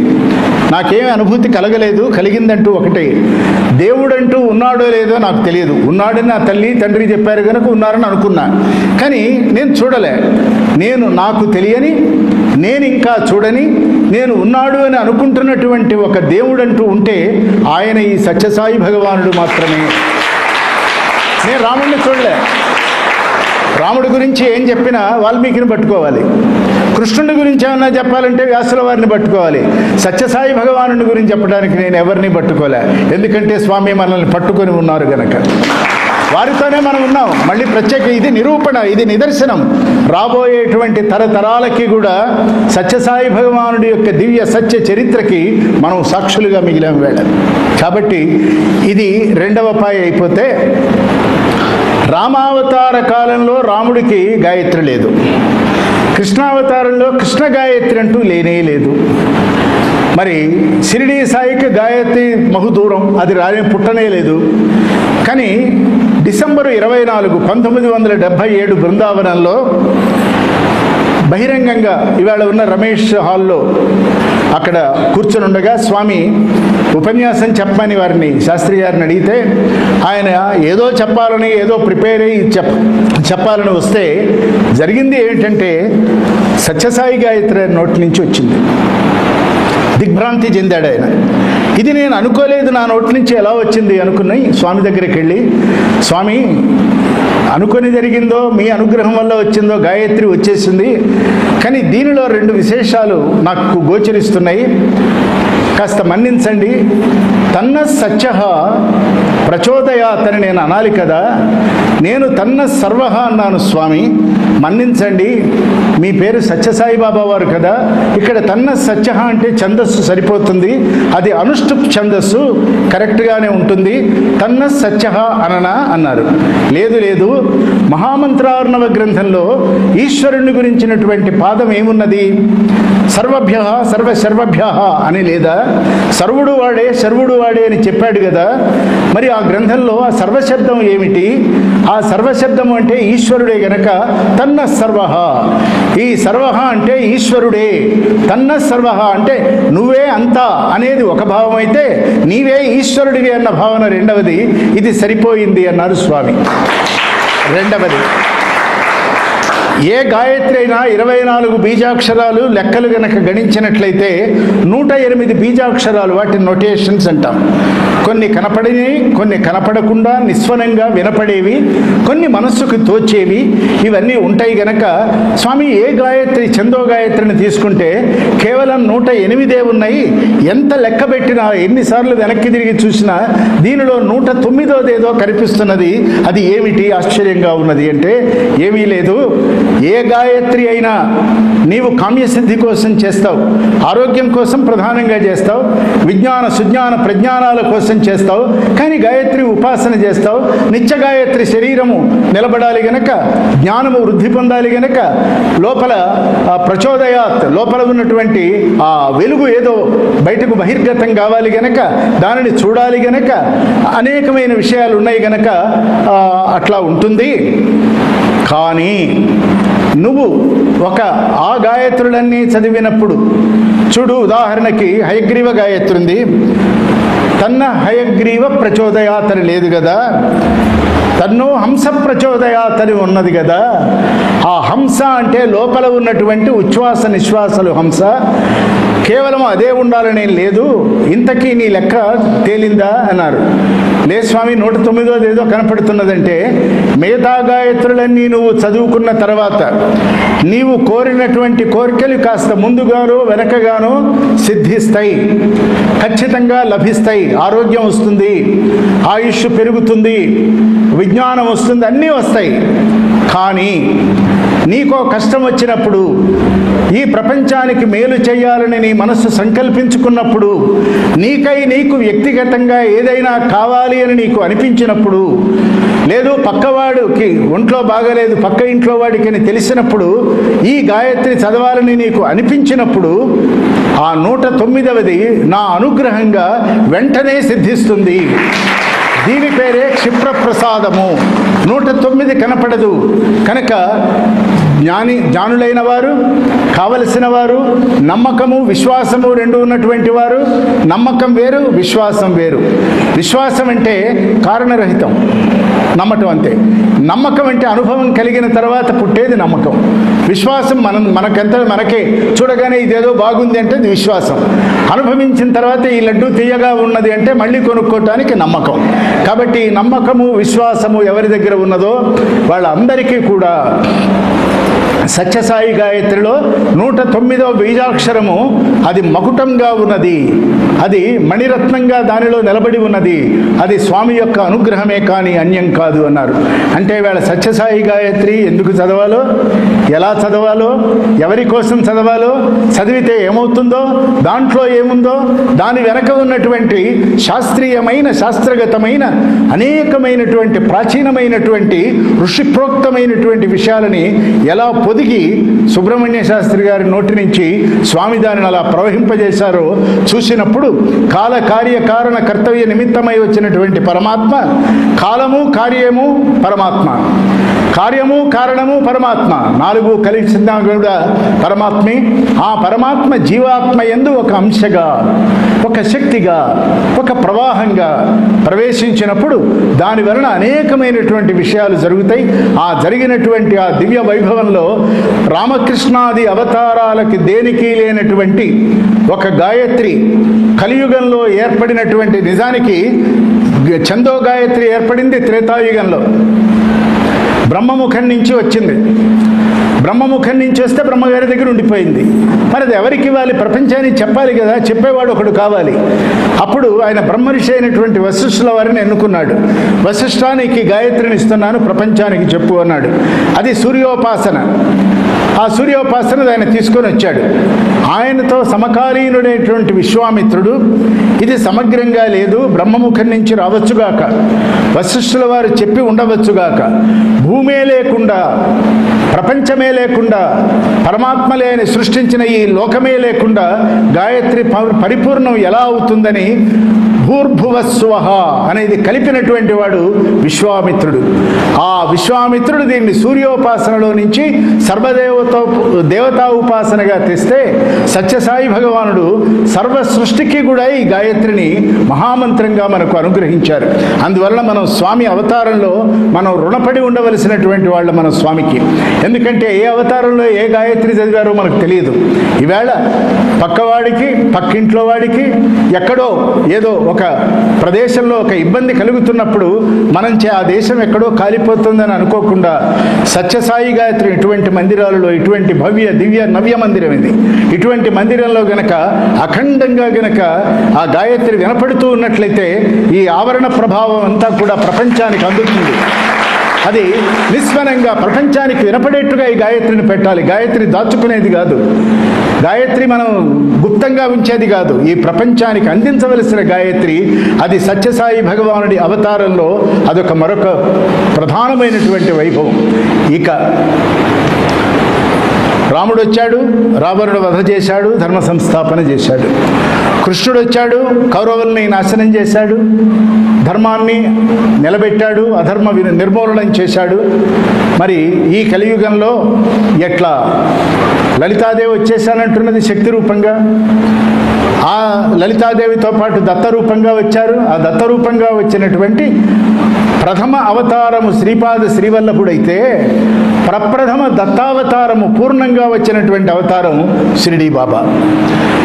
ప్రప్రథమ సంపూర్ణ మహాపరిపూర్ణ అవతారం ఏదంటే అది భగవాన్ శ్రీ సత్యసాయిబాబా వారు.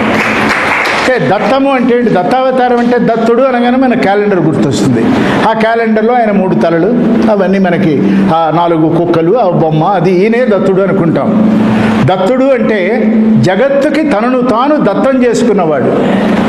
రెండవది, జగత్తుని మొత్తము తన అధీనంలో ఉంచుకునేవాడు. జగత్తుని దత్తం చేసుకోవాలి, జగత్తుకి దత్తం కావాలి.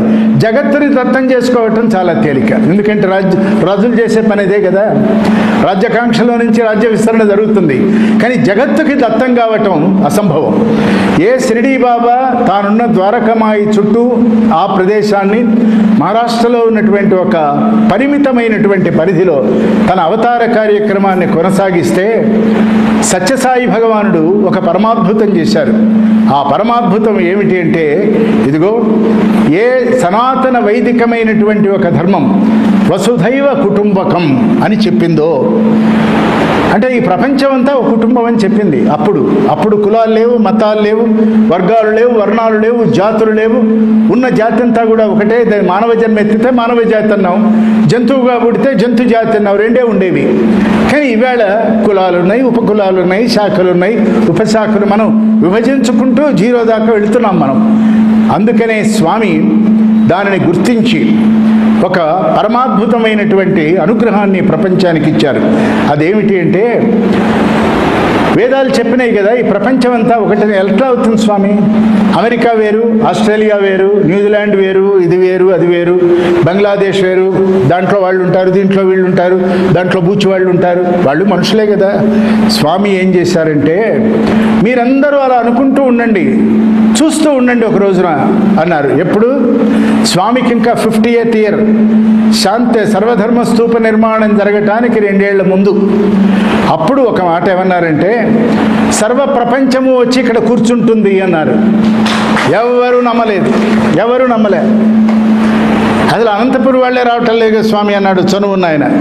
అందరూ వస్తారు, అనంతపూర్ ఇక్కడ సెంటర్లో ఉంది, అక్కడికే వస్తారన్నారు. ఈవేళ మనం చూస్తే కుల్వంత్ హాల్ అంటే స్వామి ప్రాంగణం, ఇవాళ కుల్వంత్ హాల్ అనకూడదు మనం. ఇంకా దివ్య సన్నిధిలో మనం కూర్చున్నప్పుడు, ఆ దివ్య సన్నిధిలో మన పక్కన ఎడం వైపున అమెరికా వాడు ఉంటాడు, కుడివైపున రష్యా వాడు ఉంటాడు, ఎదురుగా ఇంకో కంట్రీ వాడు ఉంటాడు, అనేక మతాల వాళ్ళు ఉంటారు. పక్కవాడు ఎవరో మనకు తెలియదు, వాడి స్థితిగతులు తెలియవు. కానీ అందరము కలిసి ఒక్క సత్యసాయి మూర్తిని మాత్రమే మనం భావన చేస్తూ ఉంటాం. అంటే వసుధ ఏవ, ఈ వసుధంతా కూడా ఒకే కుటుంబం. దానిని రాముడు నిరూపించాడా, కృష్ణుడు నిరూపించాడా, షిరిడీ బాబా నిరూపించారా? లేదు.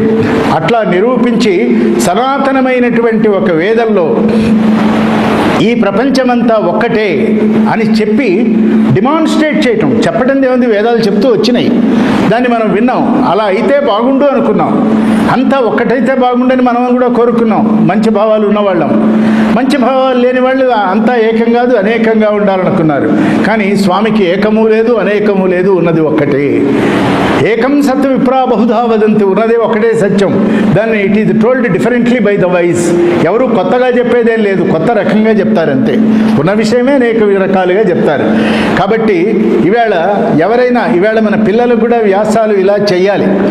ఈ వ్యాసాలన్నీ కూడా ఇలా చెప్పినట్లయితే ఈ ప్రపంచానికి స్వామి చేసిన మహోదార పూర్వకమైనటువంటి సేవ ఏమిటి? మనం స్వామికి సేవ చేశామా, స్వామి మనకు సేవ చేశారా? అంటే నా అధ్యయనంలో, నా అనుభవంలో మనం స్వామికి ఇంతవరకు సేవ చేయటం మొదలు పెట్టాల. నిజమా? బోర్డు క్యాంపులు, ప్రాజెక్ట్ రిపోర్ట్లు పుంఖానుపుంఖంగా జనరేట్ అవుతున్నాయంటే స్వామి మనకు చేసిన దానిలో ఇవి ఎంత అని. అది సముద్రం అయితే, అది సింధువు అయితే, ఇది ఒక బిందువు మాత్రమే. మనం ఆ బిందువు నుంచి సింధువు వైపుకు వెళ్ళాలి. ఆ వెళ్ళాలి అంటే ఎలా ఇది సాధ్యమైంది? రాముడు చేయలేనిది, రాముడి కాలంలో జరగనిది అట్లా అందాం. రాముడు చేయలేనిదంటే వాడెవడో ఒక తంబునైల్ పెడతాడు, రాముడు ఏమీ చేయలేదని మూర్తి గారు అన్నారని కదా. అట్లా కాదు, రాముడి కాలంలో జరగనిది, కృష్ణుడి కాలంలో జరగనిది స్వామి కాలంలో ఎలా జరిగింది? What is the secret behind? White ఫీల్డ్లో బృందావన్ క్యాంపస్లో ప్రతి గురువారం ఫస్ట్ పీరియడ్ అది స్వామి అవర్ అంటాం. స్వామి గనక బృందావనం వెళ్తే వైట్ ఫీల్డ్లో క్యాంప్ చేస్తే గురువారం నాడు అక్కడ గనక స్వామి ఉంటే అక్కడ స్వామి మాట్లాడతారు. ఆ రోజు ఉపన్యాసం ఇస్తారు పిల్లలకి, ఫ్యాకల్టీకి, అందరికీ కలిపి. అలా ఒకసారి నేను వెళ్ళినప్పుడు ఆ గురువారం నాడు నేను మాట్లాడవలసి వచ్చింది. ద పవర్ ఆఫ్ థాట్ అనే దాని మీద మాట్లాడాలి. ఒక పీరియడ్ అంటే 45 మినిట్స్. 45 మినిట్స్లో మొదట 5 నిమిషాలు ఇంట్రో అయిపోతుంది, చివరి 5 నిమిషాలు సమ్మరైజ్ చేస్తారు, అది అయిపోతుంది. 40 నిమిషాలు చేతిలో ఉంటుంది, 40 కూడా 35 నిమిషాలు. But that was extended beyond 2 periods. సంకల్ప శక్తి, స్వామి కూడా ఇవన్నీ ఎలా సృష్టించారు, సంకల్పించారా? సృష్టించారంటే మన కళ్ళ ముందే ఇసుక వచ్చింది, సిమెంట్ వచ్చింది, బిల్డింగులు మన కళ్ళ ముందే వచ్చినాయి, చెట్ల మధ్యలో బిల్డింగులు వచ్చినాయి, బిల్డింగు చుట్టూ చెట్లు వచ్చినాయి, అన్నీ వచ్చినాయి. ఇది ఎలా వచ్చింది అంటే రాముడిలాగా ఆయన దగ్గర కోశాగారు లేదు. ఆయన ఎవరిని నాకు ఇంత డబ్బు ఇవ్వమని చేయి జాపలేదు, అడగలేదు. మరి ఇంత మహా సృష్టి ఎలా జరిగింది అంటే ఆలోచనలో పుట్టినటువంటి భావన ఏమిటంటే స్వామి ఈ ప్రపంచం మొత్తానికి ఒక సంకల్ప శక్తి అంటే ఏమిటో నిరూపించాలని ఆయన నిర్ణయించుకున్నారు. నిర్ణయించుకొని చూడండి, మనకన్నీ తెలిసినవే. ఈ హాస్పిటల్ ఇన్ని నెలల్లో వస్తుంది, నెక్స్ట్ బర్త్డేకి ఈ ప్రాజెక్ట్ అవుతుంది అంటే అది అయిపోతుంది. అది అవటం అంటే మనం ఏదో కొనుక్కునే ఫ్లాట్ 2 బెడ్రూమ్ 3 బెడ్రూమ్ ఇది కాదు. అది అన్నీ మ్యాసివ్, అన్ని క్రోర్స్ ఆఫ్ రూపీస్. అవి ఎక్కడి నుంచి వస్తాయి, ఎలా వస్తాయి, ఎలా చేస్తారంటే సంకల్ప శక్తే ఆయన యందు ధనశక్తిగా మారుతుంది. వారు ఎప్పుడైతే నిర్ణయించుకుంటారో దానికి కావలసినవన్నీ ఏర్పడిపోతాయి. ఏర్పడితే ఫాల్ ఇన్ ప్లేస్ అంటాం.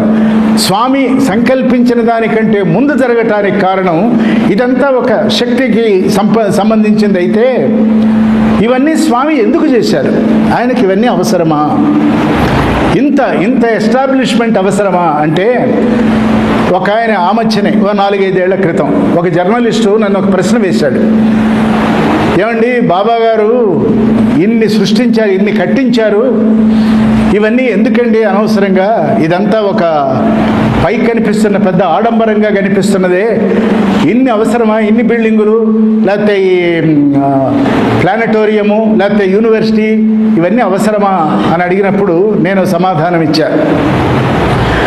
62లో గనక మీరు వచ్చి ఉన్నట్లయితే, నేను కలిసి ఉంటే నన్ను ప్రశ్న వేసేవారు మీరు. ఏమనంటే, ఏమండి మీరు దాని నుంచి బాబా గారి గురించి మాట్లాడుతున్నారు కదా, ఏమిటండి మనని చెట్టు కింద పడుకోబెట్టారు, అన్నం ముద్ద దొరకటం లేదు, అన్నం తినాలంటే ఎవరింటికో పోవాలి, ఏమి స్వామి అండి ఈయనేం దేవుడండి అని ఆనాడు అనుండేవాడివి.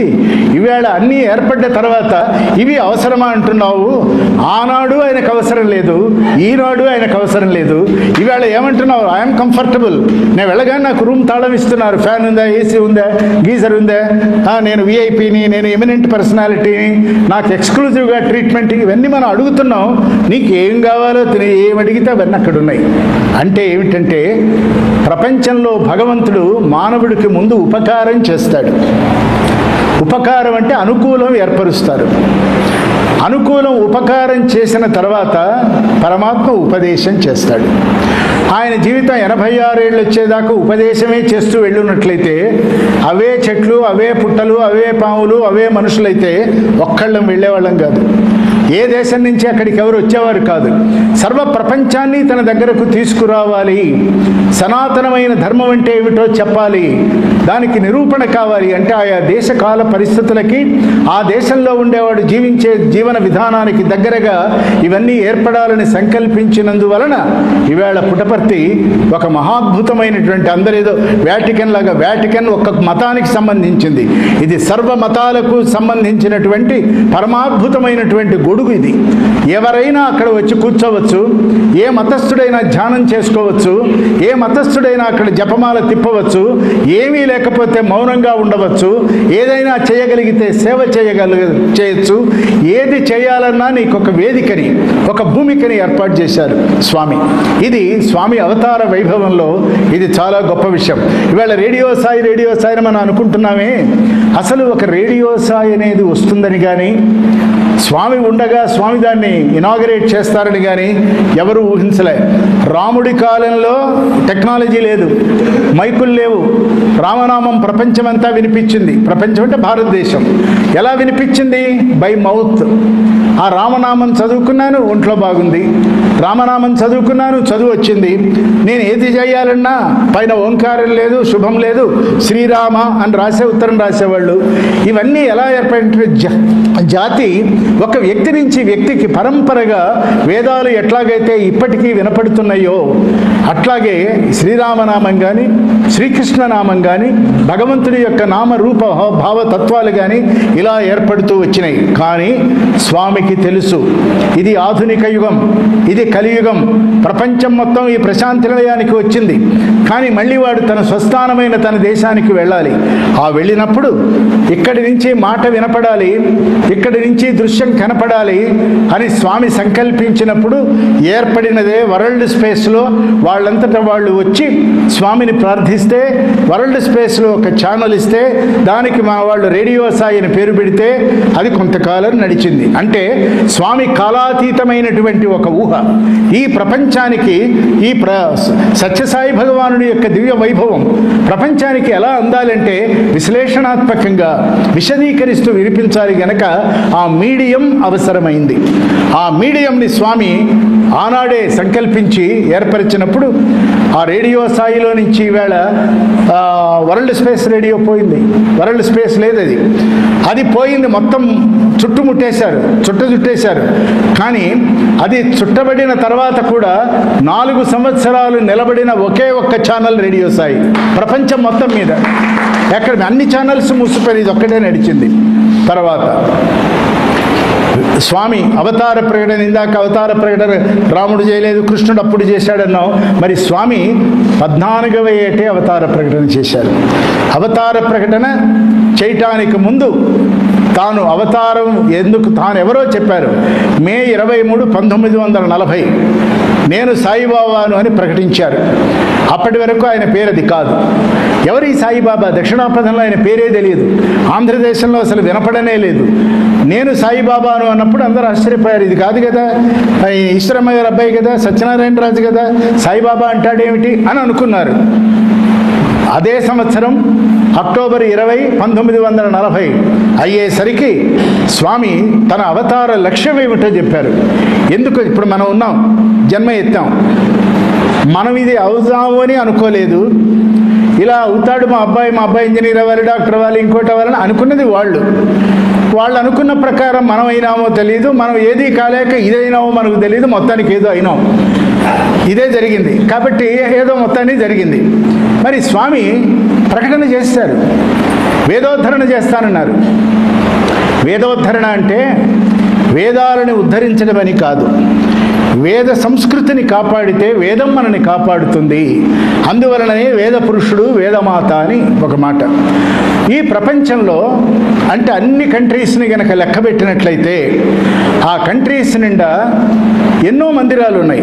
కొన్ని వేల లెర్నింగ్ సెంటర్స్ అన్నారు, కొంతమంది హోలీ సెంటర్స్ అన్నారు, ఇంకేవో అనేక పేర్లు, ప్లేస్ ఆఫ్ వర్షిప్ అన్నారు.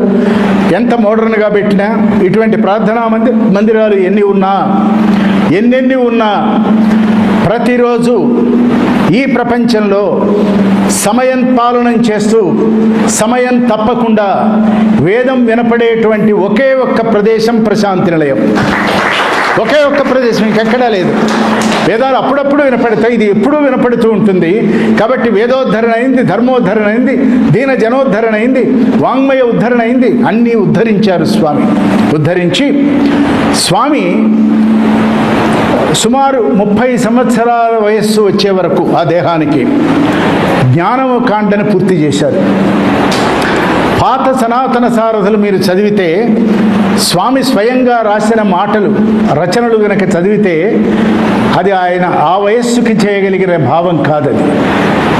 అది స్వామిలో ఒక ప్రత్యేకమైన ఆస్పెక్ట్. ఇది రాముడి విషయంలో కూడా జరిగింది.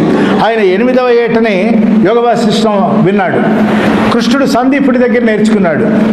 ప్రపంచంలో రామచంద్రుడికి జ్ఞానగురువైనటువంటి వశిష్ఠుల వారు ఉన్నారు.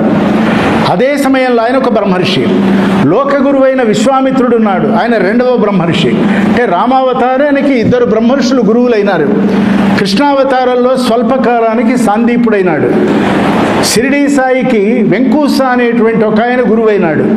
మరి గురువే లేని గురువు ఈ ప్రపంచంలో ఉన్నాడా అంటే అది ఒక్క భగవాన్ శ్రీ సత్యసాయి బాబా వారు. స్వామికి గురువు ఎవరు చెప్పండి? ఎవరు లేరు. మానస భజరే గురు చరణం. అక్కడ చెప్పారు, మీరు మనస్సులో గురువు అనేటువంటి వాడిని లోపల ఆలోచన చేయండి, లోపల నిలబెట్టుకోండి. బయట ఉండే వాళ్ళంతా గురువులు కారు, గురు స్థానీయులు అవుతారు, గురు వేషంలో ఉంటారు. మరి గురువు ఎక్కడున్నాడు? అంతరంగము కన్నా జాపకుడు లేడు. అరయ కాలమే మీకు పరమ గురువు, గ్రంథవరాజమగును ప్రత్యక్ష లోకమే, ఎవడు స్నేహితుండు ఈశ్వరుండే. ఈవేళ ఫ్రెండ్స్ డే అని చదువుతుంది కదా, వాట్సాప్ ఓపెన్ చేయగానే అవే. మనకి తెలియని వాళ్ళు, మనల్ని బాధ పెట్టిన వాడు కూడా అన్నింటినీ చిందించుకొని దేనిని తాను చిందించుకొనక. అందుకనే పరమాత్మ సత్యసాయి భగవానుడు ఇవన్నీ కూడా నిలబెట్టుకొని ఒక భారతంలో, ఒక భాగవతంలో, ఒక భగవద్గీతలో, ఒక యోగతారావళిలో, ఒక శంకర వాంగ్మయంలో, ఒక రామానుజ విశిష్టాద్వైతంలో, ఒక మధ్వాచార్యుల యొక్క స్థితిలో ద్వైతంలో అన్నిటా అంతటా ఏకమై నిలబడినటువంటి విరాన్మూర్తి వైభవమే శ్రీ సత్యసాయి వైభవం. ఇవాళ మనం అలా గమనించాలి, అలా అర్థం చేసుకోవాలి. మహిమల పర్సనల్గా ఎన్నో జరుగుతాయి, అవి ప్రపంచానికి సంబంధం లేదు. అవి కథలుగా చెప్పుకోవటానికి, కాలక్షేపానికి పనికొస్తాయి. కానీ ఈవేళ ఈ తరం అది కాదు, ప్రశ్నిస్తున్నది. మీ బాబాగారు దేవుడు ఎలా అయినారో చెప్పమని అడుగుతున్నది. చెప్పగలిగి మనం ఉండాలి. మా స్వామి మామూలుగా మాధవుడు మానవుడైతే అని ఒక టాపిక్ కదా. నేను ఈవేళ ఏమంటానంటే అది సరేనండి, మానవుడు మాధవుడైంది ఈవేళ మాట్లాడుకుందామని. ఈవేళ మానవ దేహం తీసుకొచ్చినటువంటి స్వామి మాధవుడైనారుగా. ప్రపంచం మొత్తం ఆయన గాడ్ అనేటువంటి భావంలో అంగీకరించిందిగా. ఎందుకని అంటే ప్రపంచాన్ని ఆయన ప్రేమించారు గనక ప్రపంచం ఆయన్ని కూడా ప్రేమించింది. ప్రపంచానికి ఆయన అక్కరకొచ్చారు గనక, సహాయం చేశారు గనక, పక్కన నిలబడ్డారు గనక ప్రపంచమంతా ఆయన్ని దైవంగా కొలిచింది. ఏ దైవీ లక్షణాలన్నీ 18 లక్షణాలు భాగవతంలో చెప్పబడి ఉన్నాయో, ఏ సత్పురుషుడి యొక్క లక్షణాలన్నీ రామాయణంలో చెప్పబడి ఉన్నాయో, ఎక్కడైతే ఒక యోగ వాసిష్టంలో వశిష్ఠుల వారు రాముడికి బోధించిన బోధలన్నీ ఎట్లా ఉన్నాయో అవన్నీ మనం గ్రహించాలి, అనుభవించాలి అంటే అవి ఒక్క సత్యసాయి భగవానుడి చరిత్రలో మాత్రమే మనకు కలుగుతాయి. ఎందుకంటే వశిష్ఠుల వారు అంటాడు, రామా నువ్వు చిన్నవాడివి, ఏదో ఒక రోజు రాజు అవుతావు. రాజు అయిన తర్వాత నీ దగ్గరికి ప్రజలందరూ వస్తారు. ప్రజలందరూ ఎట్లా వస్తారు, ఎందుకు వస్తారు నీ దగ్గరికి? కోరికలు తీర్చుకోవటానికి వస్తారు. ఇది కావాలి, అది కావాలి అని అడుగుతారు. వాళ్ళందరినీ, వాళ్ళ కోరికలన్నీ తీర్చు, అది రాజుగా నీ ధర్మం. కానీ ఒక రాజయోగిగా, యోగాత్మకమైనటువంటి రాజుగా నువ్వేం చేయాలో తెలుసునా? కోరికలతో వచ్చే వాళ్ళందరినీ రాని, కానీ నువ్వు కోరికలు లేనివాడై ఉండు అన్నాడు.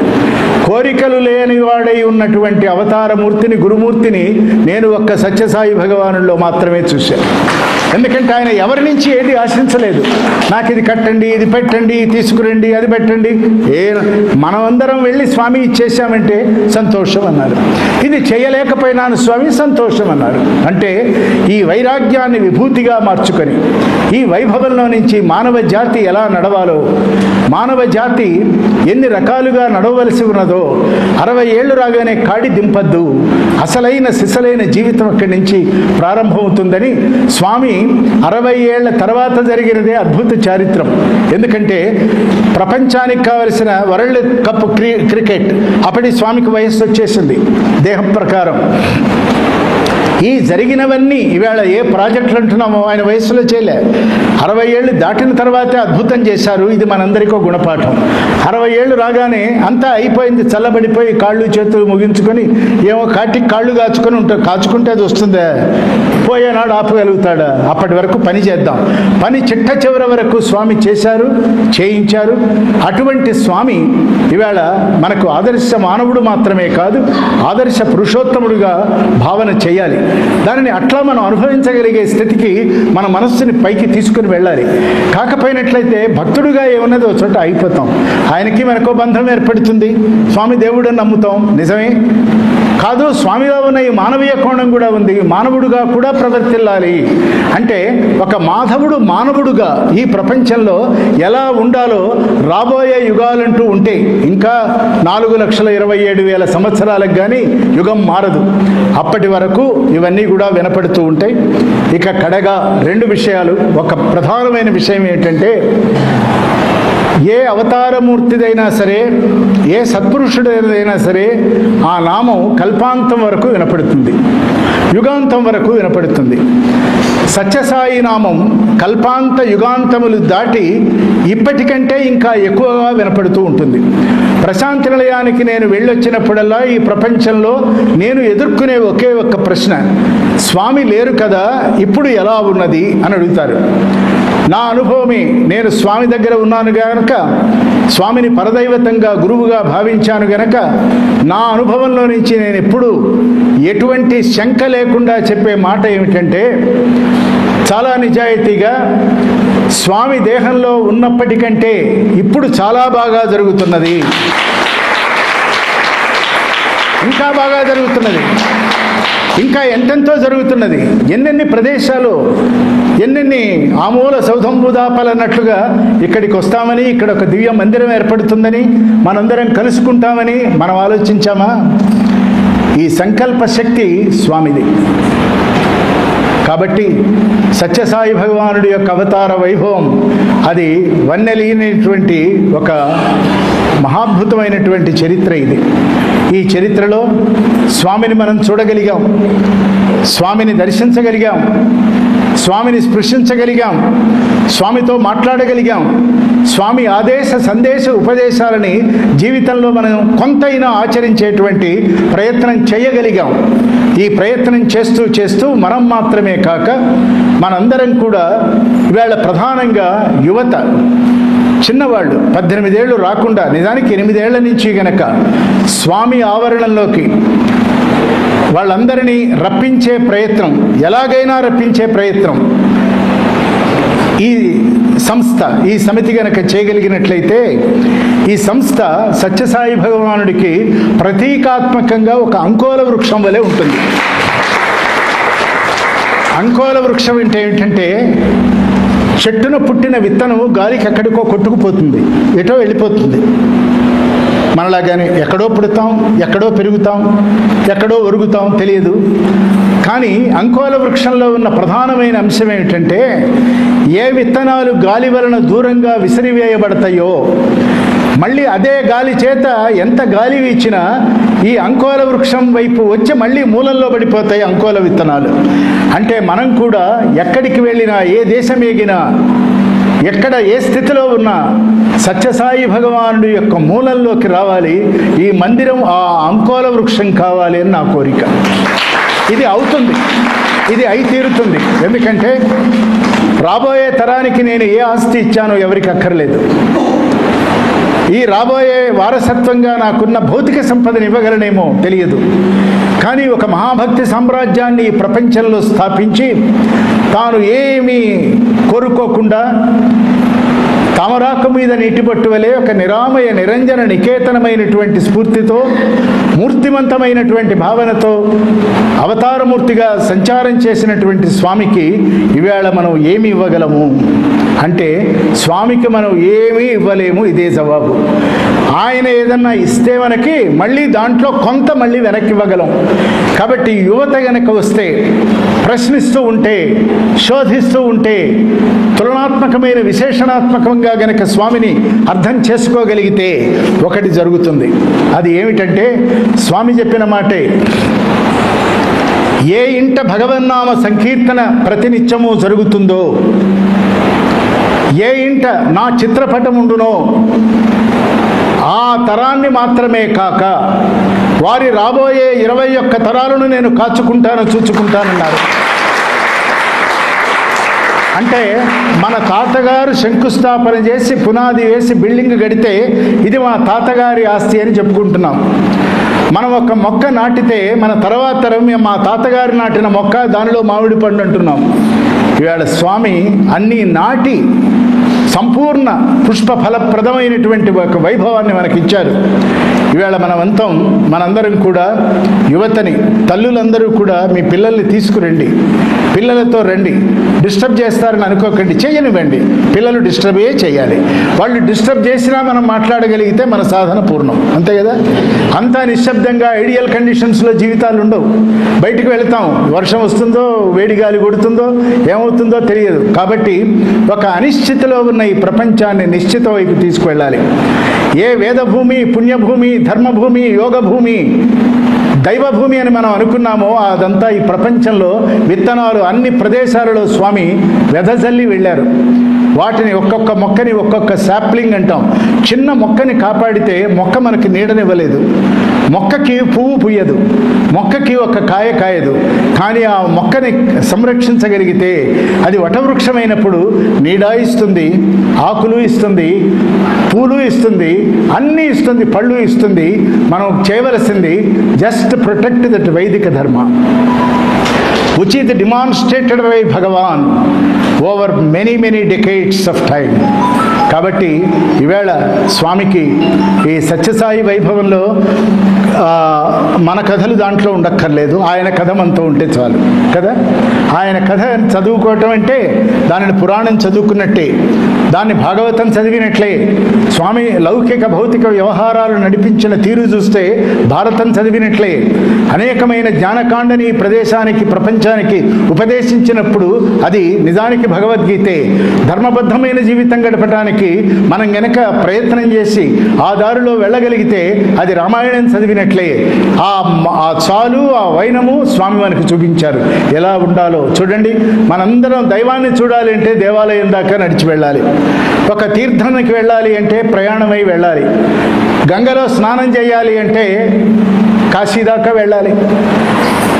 సముద్ర స్నానంలో బావుల దగ్గర చేయాలంటే రామేశ్వరం పోవాలి. అంటే మనం భగవంతుడి వైపు నడపాలి. సత్యసాయి అవతారంలో భగవంతుడే మన దగ్గరకు నడిచి వచ్చారు. 72 సంవత్సరాలు నడిచారు, ఒక్కరోజు కాదు, 72 సంవత్సరాలు. ప్రతిరోజు ఉదయం సాయంకాలం. ఏమైనా టికెట్ ఉందా దర్శనానికి? ఏం లేదు. కూర్చోండి, హాయిగా ఉండండి, మీ ఇబ్బందులన్నీ మూటలని ఇక్కడ పడేయండి. ఆ రోజుల్లో చెప్పారు, ఏది చెట్లు పుట్టలు ఉన్న రోజుల్లో మీ కష్టాలు, ఇబ్బందులు, అననుకూలాలన్నీ మూటలు ఇక్కడ పడేయండి. ఇక్కడ నుంచి ప్రేమని, ఆనందాన్ని తీసుకొని ప్రపంచంలోకి వెళ్ళండి, మీరు అనుభవించండి, ప్రపంచానికి అందించండి. ఇదే స్వామి చెప్పారు. ఈవేళ మనం చేయవలసినటువంటి పని కూడా అదే. ఈవేళ నాకు కూడా చాలా ఆనందంగా ఉంది. దానికి 2 కారణాలు. ఒక కారణం ఏంటంటే ప్రపంచంలో వాంగ్మయ సృష్టి, మంచి పుస్తకాలు వస్తూ ఉండాలి. మంచి భావాలతో ప్రపంచాన్ని మనం అలరించాలి. ఇది ఒక ఎత్తు. ప్రపంచంలో ఎప్పుడూ ఏదో ఒకటి మానవ జాతికి సందేశాత్మకంగా దైవం ఉన్నాడు అని చెప్పడానికి అనేకమైనటువంటి ప్రాంతాలలో పనులు జరుగుతూ ఉండాలి. అటువంటి సత్యసాయి వైభవంలో, ఇది సత్యసాయి ప్రేమ అనేటువంటి మహాసముద్రంలో ఒక లక్ష్మీదేవి, ఒక చంద్రుడు ఎట్లాగైతే పుట్టారో, ఒక అమృతం ఎలా పుట్టిందో, సత్యసాయి చరిత్ర అనేటువంటి క్షీరసాగర మథనంలో పుట్టినటువంటి ఒక అద్భుతమైన మందిరమే ఈ మందిరం.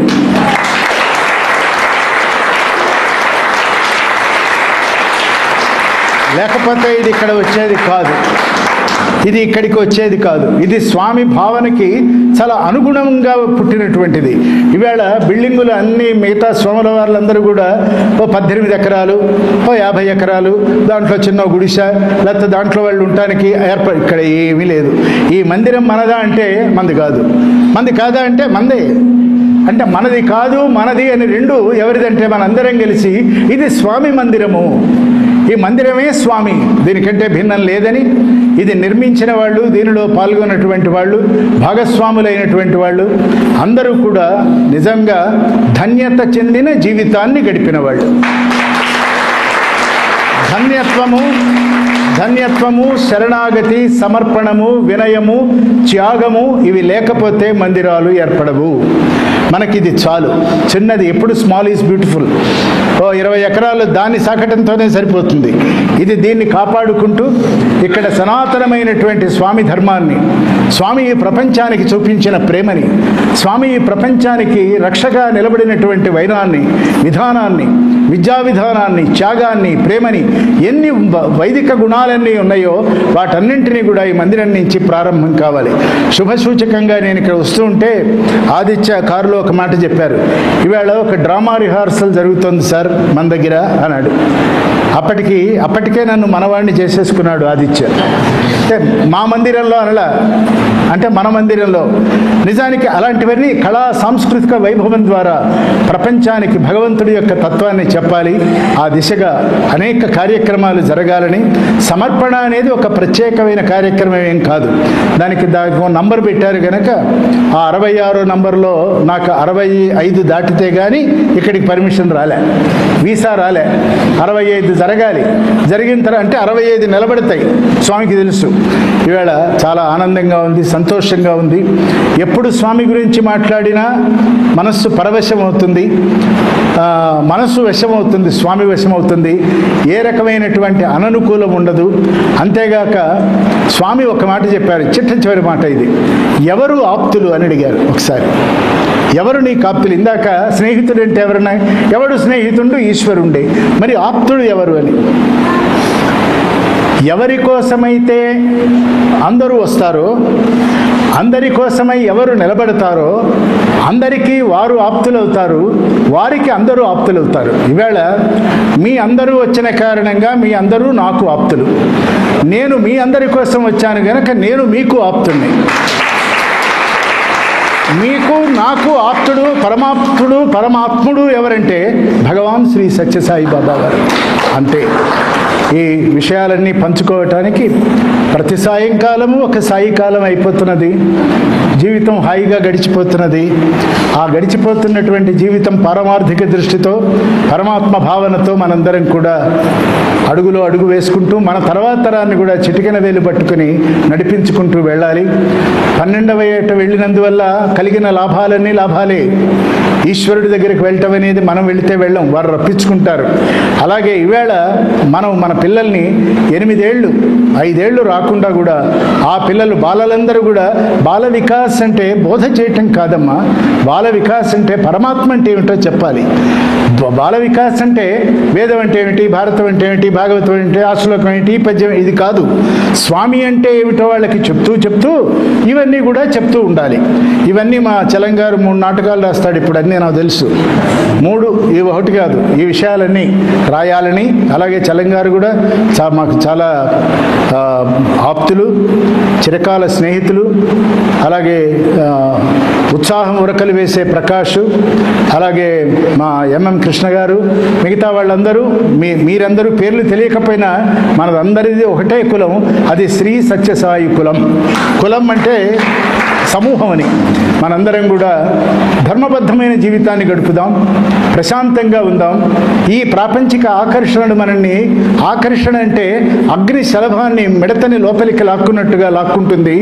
మిడత అది వెలుగనుకొని వెళ్ళిపోయి దహనం అయిపోతుంది. అలా కాకుండా ప్రాపంచిక ఆకర్షణల నుంచి దాటుతూ దూరంగా ఉంటూ ప్రపంచం ఇచ్చే అన్ని సుఖాలని పరిమితంగా అనుభవిస్తూ సుఖం వదిలిపెట్టండి. మీ ఇంట్లో పట్టుపరుపు ఉంటే ఇవాళ ఉపన్యాసం తర్వాత నేల మీద పడుకుంటాను అనుకోకండి, మంచం మీదే పడుకోండి. దేవుణ్ణే స్మరించండి, మంచి భోజనం చేయండి, మంచి వినోదం పొందండి. స్వామి వినోదం పంచలేదా? నాటకాలు వేయించలేదా? పెద్ద పెద్దవాళ్ళని పిలిచి పాటలు పాడించలేదా? రాముణ్ణి, కృష్ణుణ్ణి, శంకర భగవత్పాదుని, రమణ మహర్షిని వీళ్ళందరి గురించి చెప్పలేదా? రామాయణంలో ఉన్న స్త్రీల గురించి స్వామి చెప్పలేదా? ఏమి చెప్పలేదు. మనం కూడా అన్నీ చెప్పాలి.